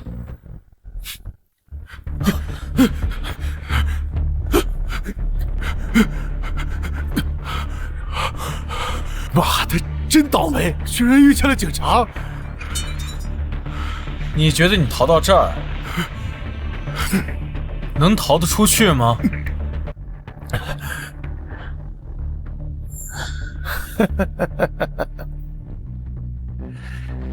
就你一个人啊？我一个人，对付你绰绰有余。那你就去死吧！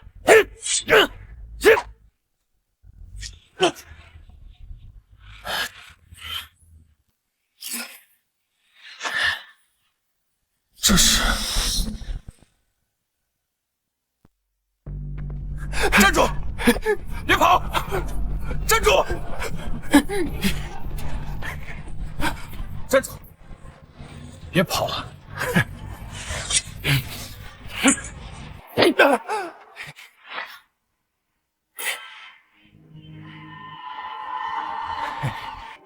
不愧是警界第一神探，身手果然了得。别废话，你被逮捕了。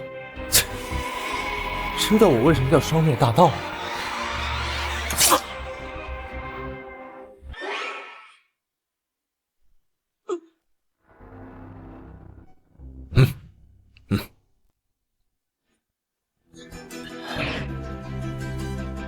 你怎么会有这个纹身？小子，带着你的问题下地狱去吧！不许动！小雨，你没事吧？没事。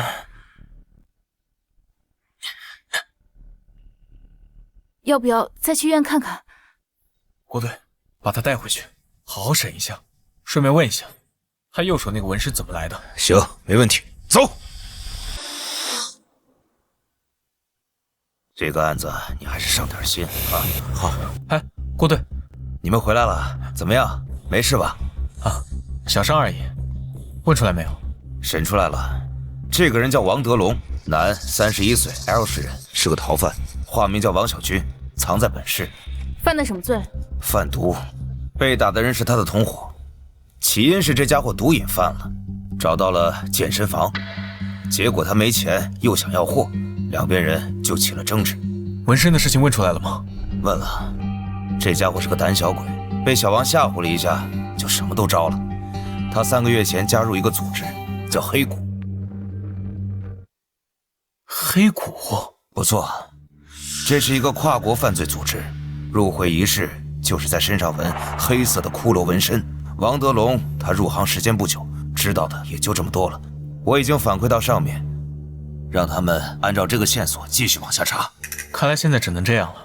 没想到火葬场没去成，这顺路啊还抓了一个贩毒团伙。陈局很高兴啊，这可是大功一件，你小子真是我们的福将啊！这个点，火葬场应该开门了，咱们赶紧过去一趟。哎，快走！哎，郭队，你们路上注意安全。好，放心吧，走。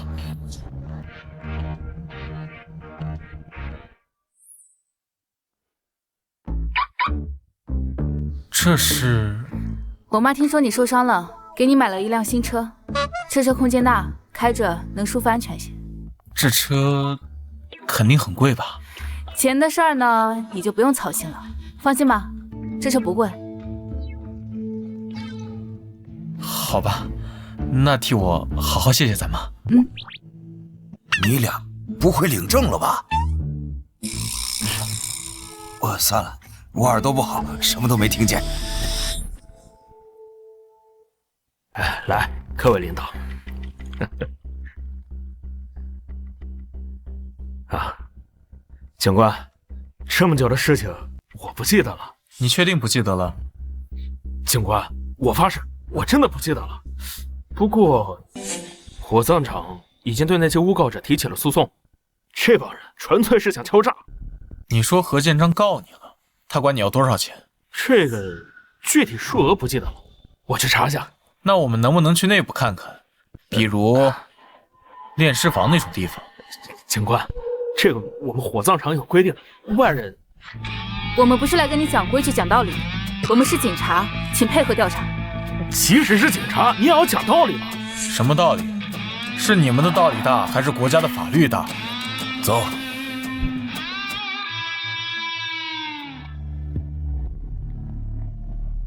喂，警察已经查到头上了。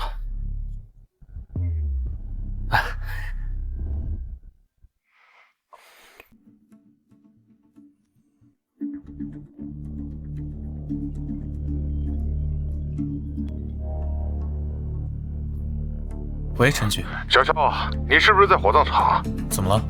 刚刚接到上面的电话，似乎有人不想让你们继续查下去。不过你别怕，我已经和赵队反映了。他说呀，出了事儿他来扛，你大胆的去查。明白了。怎么了？吴经理，看来我小瞧你了。今天你无论找谁都没有用，这个案子我一定查得水落石出。郭队，再叫几个兄弟。好，我这就去打电话。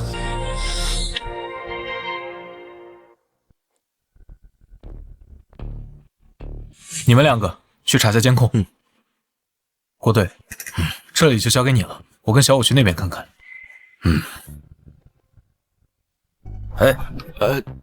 吴经理，先别走，我还有几个问题需要你配合回答一下。好的。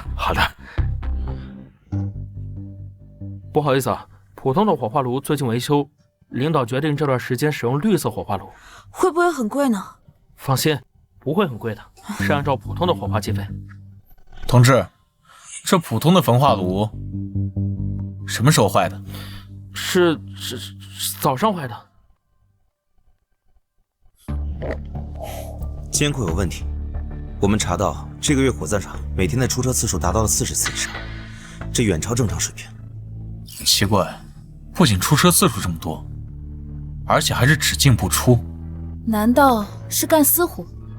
可火葬场火化遗体都有流程，而且检查都有备案，流程都缺一不可，不可能有干私活的可能性，这是犯法。除非是全员犯罪。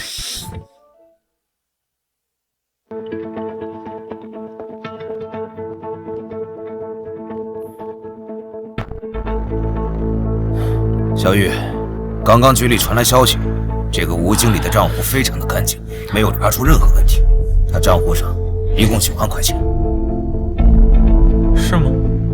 这一个堂堂火葬场的负责人，银行账户里只有9万块。欲盖弥彰。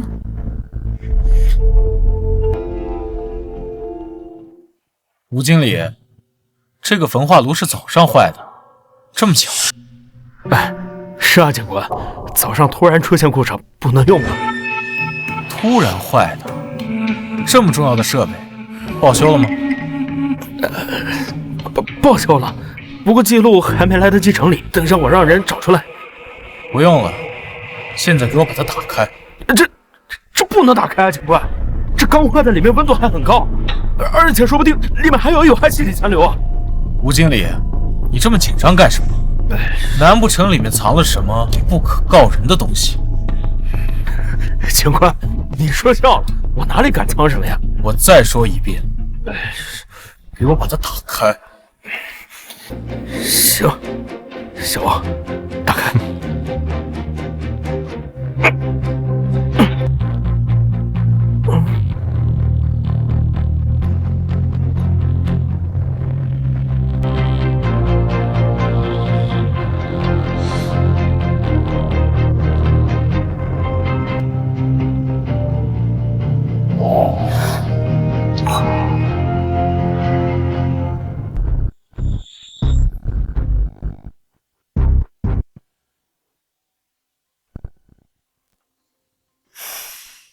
怎么可能？是空的！我早就说了吧，警官，这里面什么都没有。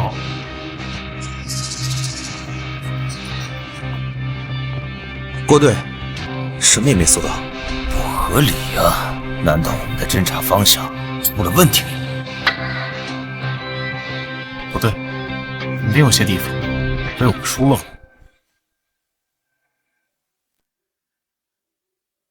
这个焚化炉有些不对劲，表面看上去很新，可是从磨损度来看，要比一旁经常使用的焚化炉还要差。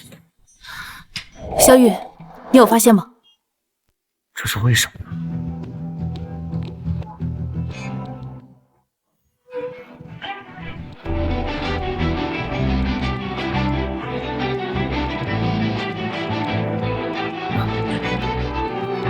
这小子胆子也太大了！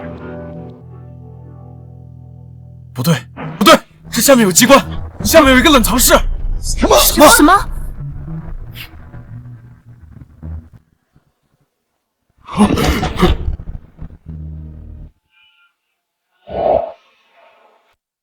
带走。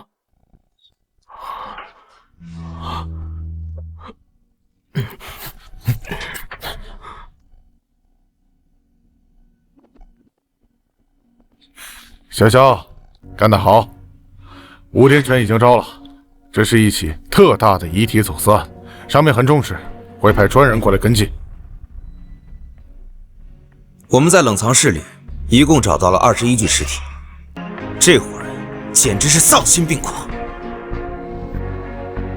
吴天全应该只是这个犯罪团伙里面的小角色，这背后肯定有个主谋在操控这一切。你猜的没错。据吴天全招供，他的上峰叫王虎，真是个走私犯，被通缉了3年，一直没有落网。重点是，你看看他手臂上的纹身，黑骨，又是这个犯罪组织。这也太巧了吧！这2起案件都跟这个组织有关。行了，小肖，这个案子会转交到省里，后面的事情你就不用管了。啊，你明天不是要去城里吗？正好我给你放几天假，你趁着这段时间，你和小木2个人好好玩玩。陈局，你说什么呢？那个，我可什么都没说啊。行了，就别都瞒着我了，局里都等着喝你们2个的喜酒呢。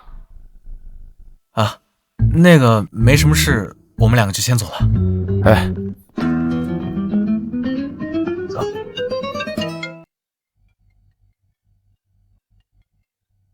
喂，赵队。小玉啊，最近手头上有案子吗？没有的话，今天晚上来省城一趟。怎么了？是发生什么事情了？等你到了再说。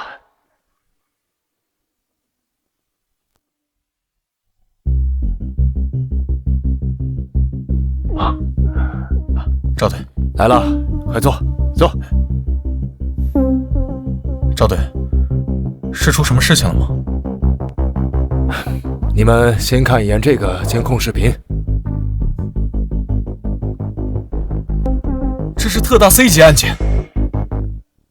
对，特大案呢一般分为 A、B、C、D、E 5个级别。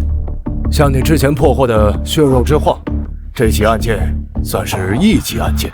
那起尸体走私案呢，牵扯到上千具尸体，勉强可算是低级案件。特大 C 级，听说这种案件地方已经没有权力干涉，只能交由特殊部门处理。想当初只有在警校的课本上才能看到这种级别的案子。不错，这也是我叫你们来的原因。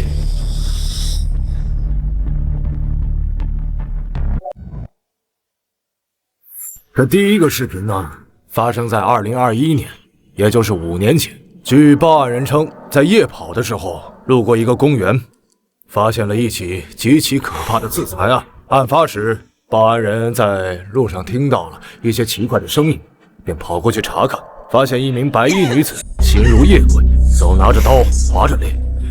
因为害怕呢，报案者吓得几个小时之后才敢报警。等警方到达之后，死者早就断气了。这第2个案件发生在2022年，死亡地点是一个健身房，也是自残。赵队，你该不会是想说，这5起案件死亡的原因都一样，而且是发生在5个不同的城市，而且还是1年1起？是的，你猜的没错。这5起案件，死者被发现时的死亡场景一起比一起严重，经初步判定判为疑似他杀，因为没有人可以对自己自残到这种程度。针对这起案件，相关部门立刻展开了调查，但是毫无头绪。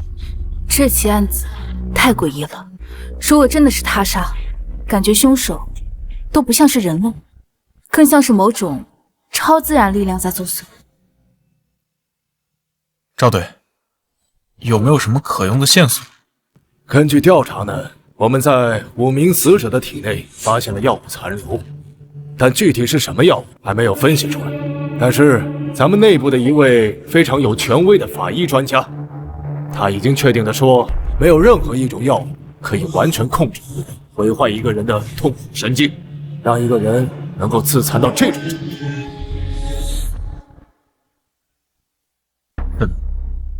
这里面有2点不能解决。第一点，如何麻木人体全身的痛苦神经，让人保持在正常的行动状态。第二点，如何让其对自身进行自残，致其死亡。上面呢，让我找人来协助调查，我呢，第一个就想到了你。行了，那今天就先到这儿，你们2个先回去休息吧。明天呢，我带你们去见一个人。行，那赵队，我们就先走了。对了，你们2个该不会……那个赵队啊，赵队，我们领证了。这么快，不错不错，男才女貌吧？我早就看出来你们2个有苗头了。什么时候办喜酒的话，可要早早通知我呀。那当然，到时候领导还得包个大红包。你小子呀，没问题，红包肯定少不了。哎呀，但是咱们这个案子可一定要抓紧，我身上的压力可不小啊！你小子可得帮我分担点儿。那是自然。赵队，这时间不早了，我们就先回去了。行，那你们先走。哎，好，你也早点休息。谁啊？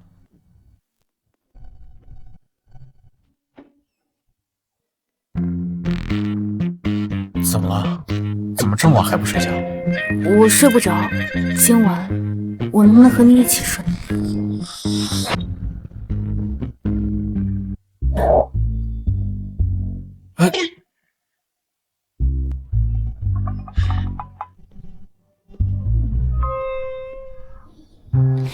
小雨，你今天为什么要给赵队那么说啊？说什么？我们不是本来就领证了吗？我说的不是这个。哎，算了，我睡哪？要不咱们2个挤一挤？别动歪心思，我会报警的。这还用说吗？我可是正人君子。正人君子？你知不知道你上次就像一个流氓？哎，那还不是你妈炖的汤害你？哼！哎，你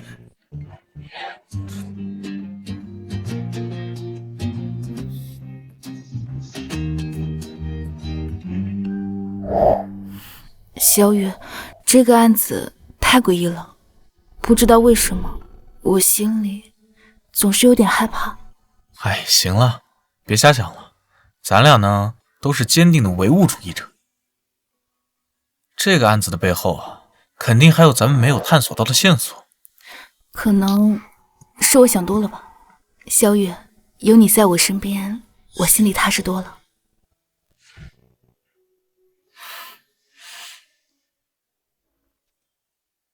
姐，那个，我突然想起来一些事情。上次我们没做完的事，今天要不要继续啊？上次什么事情？我怎么不记得？就是那个，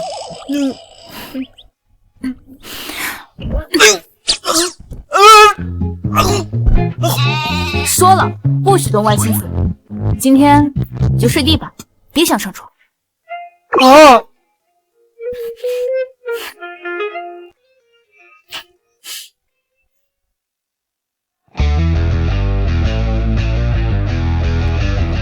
牛队，五哥，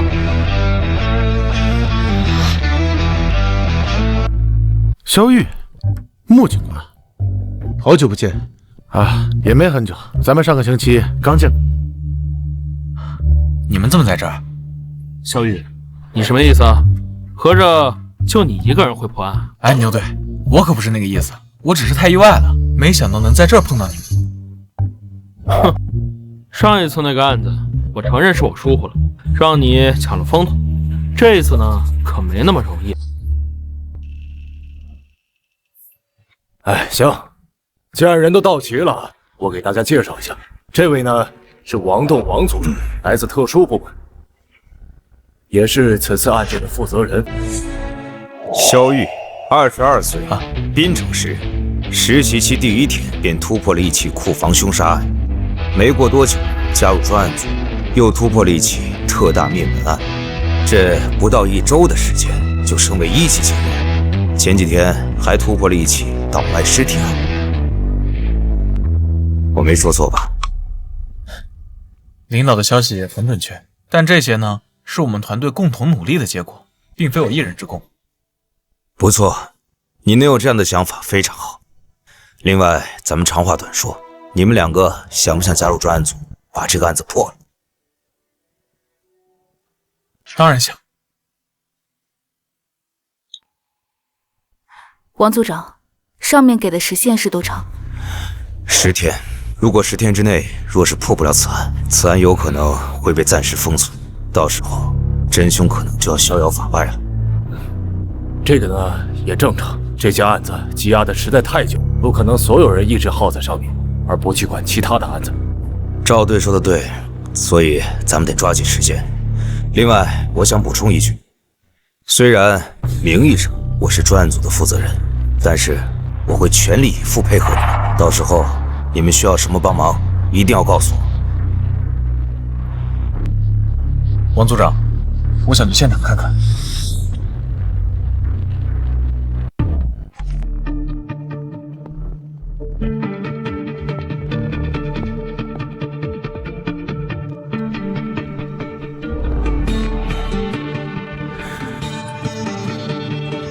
这是当时的现场。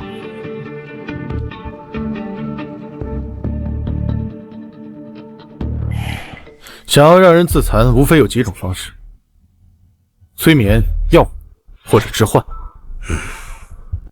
催眠虽然可行，但被催眠者如遇到刺激疼痛会自然醒酒，而药物大多使其全身行动力失去运转，重者会使其昏迷，也不太可能。至于置换，如何控制一个人的幻想，让处于幻觉中的人伤害自己，这简直是天方夜谭。难道是团伙作案？那目的呢？在不接触死者的情况下，又是如何让其服下药物？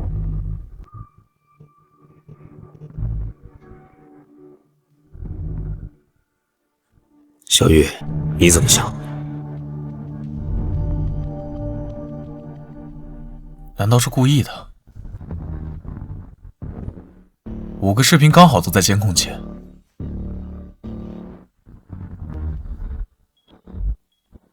是的，太可以，天底下不可能有这么巧的事情。王组长，能不能带我们去看一下受害人的尸体？没问题，走吧。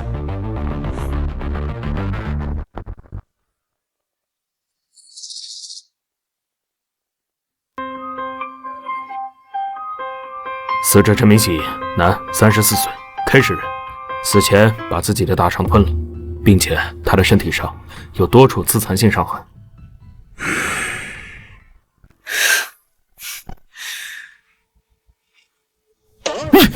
萧雨，你要死啊！好好的，笑什么？你变态啊！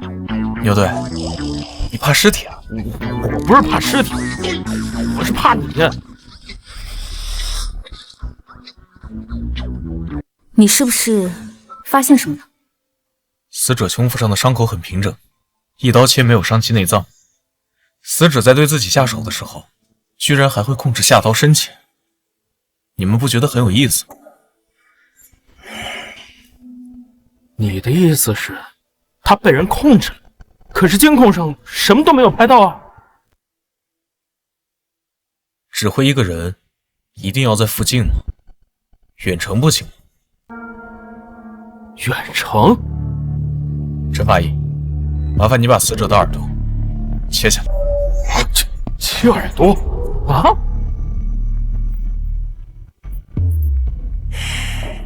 切吧。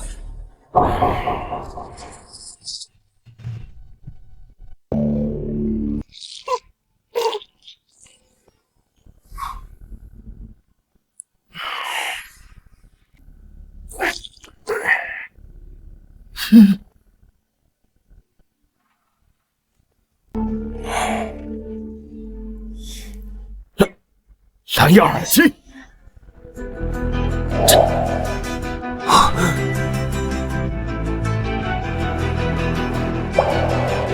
我们竟然错过了这么重要的线索。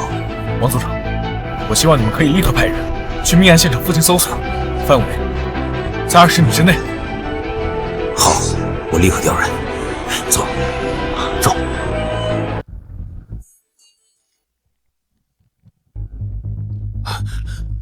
找到了，找到了，是一台 MP5。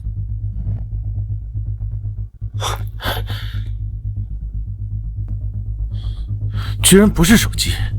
蓝牙耳机一般接受范围不会超过20米。这是在命案现场大概6米的一个臭水沟里找到的。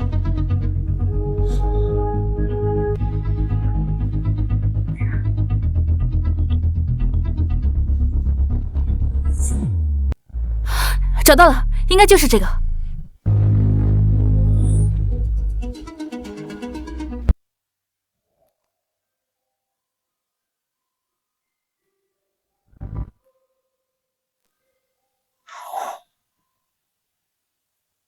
就这？哎呀，怎么可能？死者一边满脸舒爽的伤害自己，一边舒爽的听着纯音乐。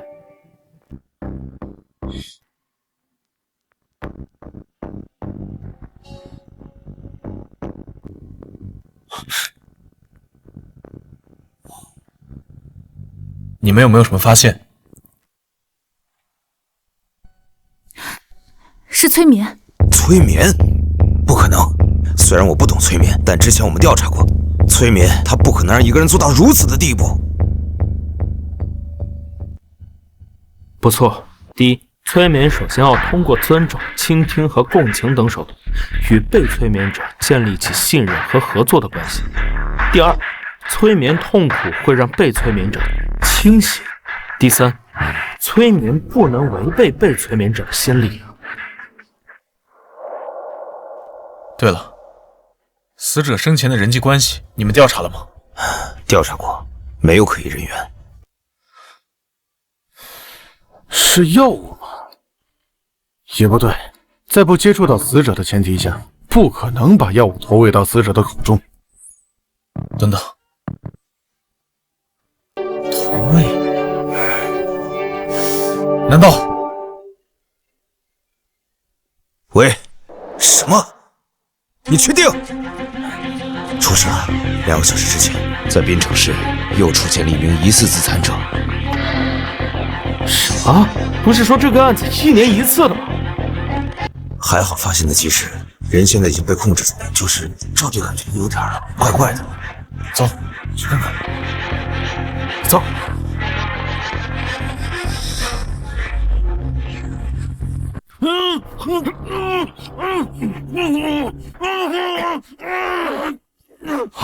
安调剂对他没用，再这样我完全救治不了啊！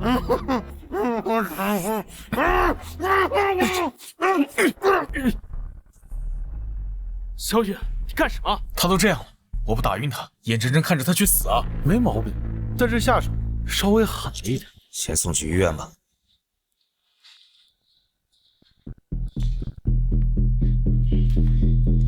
这案子看来是没发生，先看监控吧。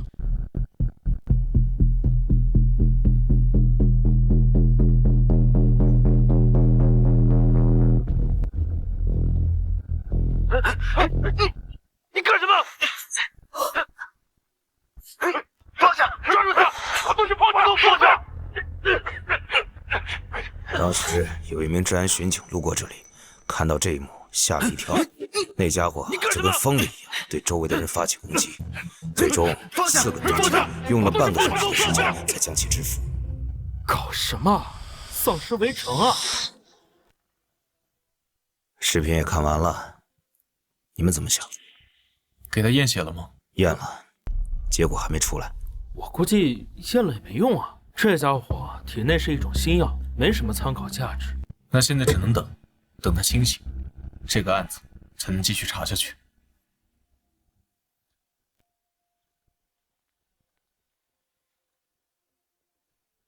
吕金言，还记得昨晚发生了什么吧？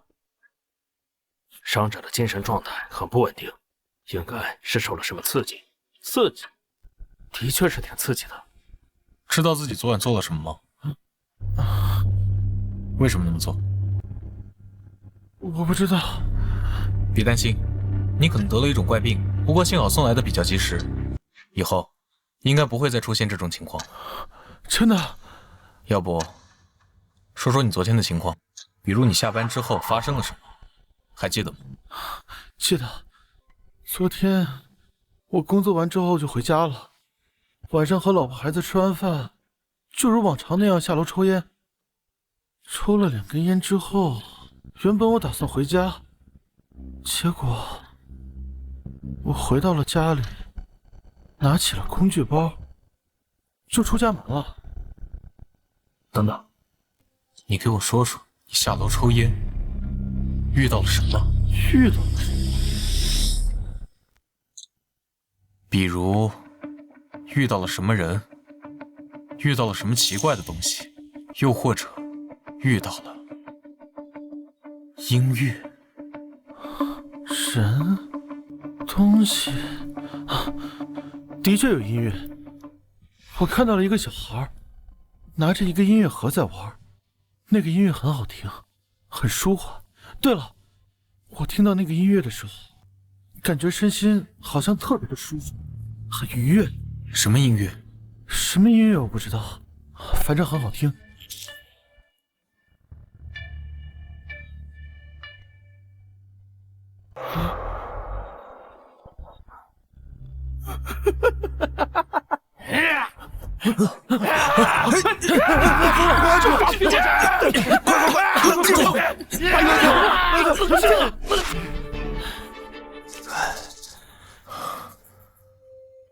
果然是催眠。那么问题来了，凶手是利用什么手段控制的受害者呢？受害者的社会关系很简单，妻子是那种老实本分的家庭主妇，还有一个上初中的女儿。目前没有发现什么可疑的对象。不对，去受害人家里看看。走。啊，吕夫人，你别紧张，我们过来呢，只是想问一下，你丈夫平时有什么娱乐爱好？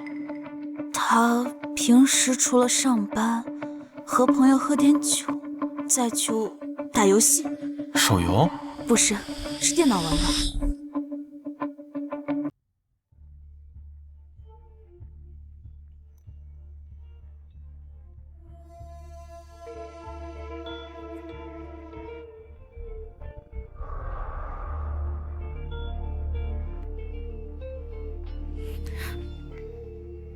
对了，这个是吕金言的手机，之前调查过，里面很干净。你怀疑这个 app？ 现在这个阶段，任何可疑的细节都不能放过。王组长，麻烦你利用权限联系一下这个平台的技术人员，我要所有的浏览记录。好，我马上去办。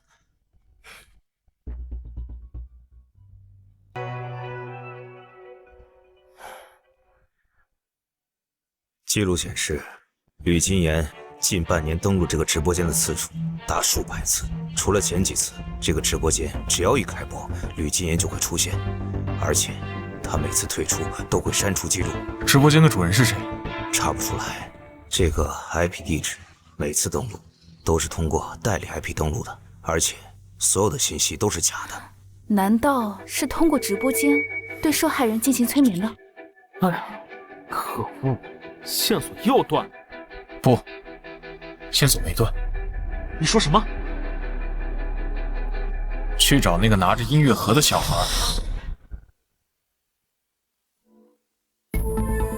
小孩子找到了，音乐盒是一个20多岁的哥哥给他的。这个人反侦查能力很强，他们给音乐盒的地方正好是小区的盲区。我们对小区的监控进行了排查，并没有找到这个小孩子口中的青年。同时，我们也调取了小区外的天眼监控，没有找到某人现身。想通过小孩子的自述画出人物画像，不现实。他应该还在本市，没有离开。为什么？因为他的计划还没有成功。比如，一个男生跟一个女生相恋，正当男生高高兴兴拿着户口本要跟女生领结婚证的时候，结果这个女生突然提出分手，要跟另外一个男生闪婚。这个男生会如何？愤怒，或者说是暴怒。没错，越聪明的人越自信，这自信多了，就更容易衍生出另外几种情绪。这是在心理学几乎不可逆转的现象，也只有极少数人能控制住这种自身的心理。当他被狠狠打击的时候，会忍不住愤怒，同样也会好奇，他会好奇自己的计划为什么会失败，是怎么失败的，他会一探究竟。那岂不是说，现在医院里的吕金言很危险？喂，什么？吕金言又在自残，现在正在抢救。走，赶紧去医院。吕军人吃掉了自己的手指，还用玻璃把肚子挖开，基本上是抢救不过来了。什么？可恶！凶手把我们当猴耍。医院到处都是警察，他是怎么做到的？难道是医护人员？不可能，我们调查了所有医护人员，不是他们。是我们大意了。停！就这里，往后退。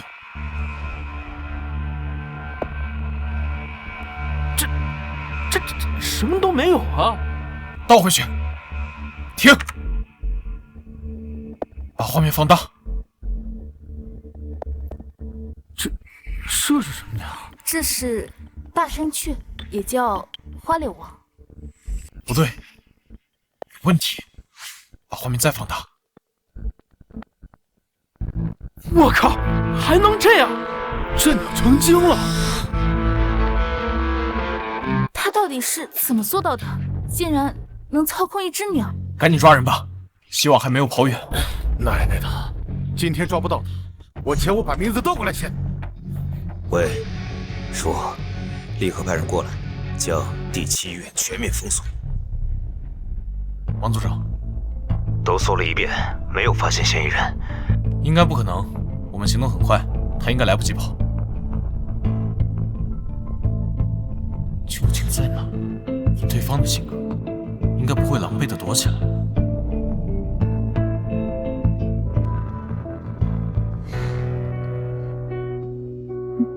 嗨，美女，你是在跟我说话吗？我好像不认识你。你在看什么？外面那几只鸟是你养的？什么鸟啊？莫名其妙。身高虽然不对，但是可以改变。是增高鞋吗？1.8米变成1.7米，去掉10公分的增高，你原本的身高应该是1.7米吧？再来说说你的身材，男人的衣物本就比女人的衣物要宽大，所以变装会有很明显的差距，对吗？我说，你是不是有病啊？你要是再骚扰我，我就报警了。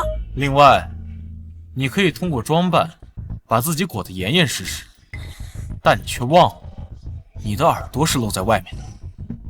知道拍身份证的时候，为什么要把耳朵露在外面吗？因为不管脸上如何变动，一般人不会改变自己的耳朵。另外，你穿男装的时候胸很平，这就说明了你的胸本来就不是很大，即便是穿上了女装，也不可能立马变成一对地。那就只能说明你里面藏了什么东西，藏的会是什么呢？我猜会不会冒出几只鸟？小雨，你确实很聪明。你认识我？那是当然。自我介绍一下。我叫何雨。何雨？为什么名字？为什么？没有为什么呀，就是好玩罢了。好玩？你知不知道你所谓的好玩，让一个个家庭陷入了无尽的绝望？他们做错了什么？你让他们受尽这样的折磨？因为这些男人都该去死。他们就知道在外面找情人，背叛自己的家庭。哼，我就是要惩罚他们，也让他们尝尝痛苦的滋味。利用药物和催眠控制一个人，花费这么大的成本，你背后应该不止你一个人吧？你猜对了，小雨，你3番2次破坏我们的行动，上面已经有人注意到你，所以你的死期已经不远了。你是黑谷的成员。上一世我们杀了你一次，那这一世我们一样可以。你说什么？小雨啊，小雨，你就算是再厉害，也逃不过命运的轮回啊！这一世，你仍然会死在我们的手里。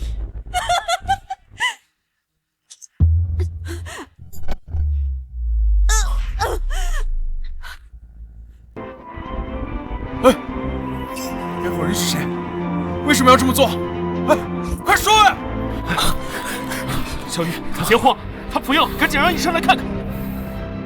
没用了，他已经死了。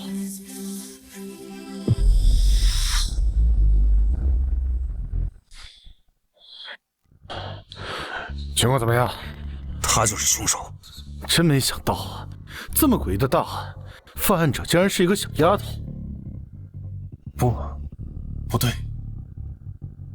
他应该只是个替死鬼。什么？他如此仇恨男人，却一年只杀一个人，你们不觉得奇怪吗？你的意思是，他们在试药，他们在不断试验，完善这种能控制一个人，让人疯狂自残的药物。我想这个何雨，只是一个被他们利用的棋子，背后肯定还有个更大的阴谋。据调查，这个组织的总部在国外，我们掌握的信息极少，只知道他们行为隐秘，在国外好多重大案件的背后都有他们的身影。不管他们什么来头，既然把手伸向了龙国，那就别想全身而退。咱们龙国可不是他们这群邪门外道肆意放肆的地方。老宁说的对，等我碰见他们，一定把这帮王八蛋打得满地找牙。小雨，你放心，就算这个组织再神秘，手段再厉害，也不过是一群见不得光的老鼠。我们一起努力，一定能将他们连根拔除。没错，我们可以顺着这条线继续查下去。我萧雨发誓，一定会把这群害群之马绳之以法。乔乔啊，这就是你的不对了，你们俩都领证了，还不告诉我们大家，竟然瞒了我们这么久。就是，怎么？难不成是怕我们这些老家伙过来蹭你们喜酒喝啊？哪能啊，几位领导，我本来想把一切安顿好了，再风风光光的请大家喝顿喜酒，这不是怕太仓促了吗？这怠慢了大家。小雨呀，你这晋升速度也真是快，我看用不了多久，我们大家都得叫你领导了呀！啊，就是。郭队，你就别拿我的事打趣了。我就是侥幸破了几个案子，这都是大家共同努力的结果。哎呀，萧玉，这过分的谦虚可就是骄傲了，这可不像你那样。说了这么久，新娘子呢？赶快让穆警官出来，别藏着了。对啊，行，那你们在这聊，我去叫他过来。去吧，去吧。好，小五，你好了吗？大家都在等你呢。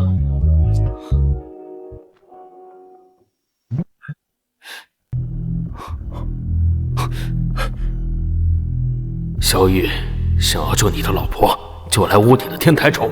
记住，只准你一个人过来，否则的话，你将永远失去的。找死啊！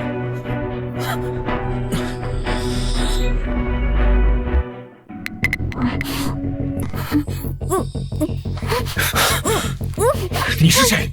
小五呢？赶紧把他交出来！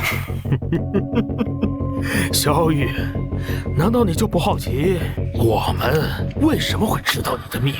我不管你有什么目的，但我最后再警告你一次，赶紧把小五交出来，否则别怪我对你不客气。看来你很关心他呀。看到我面前的枪了吗？把它捡起来。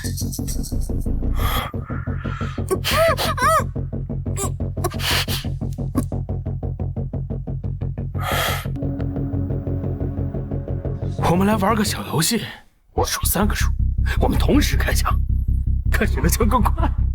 要是你赢了，我就放了你老婆。我是警察，我不会跟你玩这种游戏的。那真是太可惜了，那我只能杀了他了。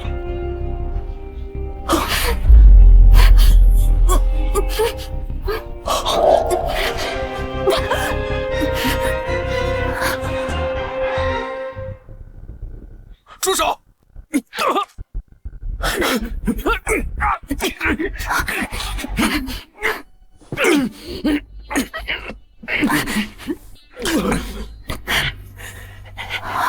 吴经理，不对，吴经理已经被关押了，他不是吴经理。吴天全是我哥哥，我是他的弟弟吴天辰。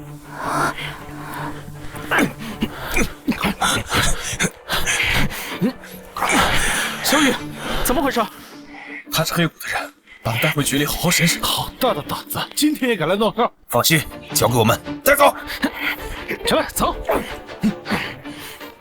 还交给我！你们刚刚说的秘密是什么呀？哦，没什么。这个事情我之后会慢慢告诉你。现在我们有更重要的事情。什么事情？小五，跟我去结婚。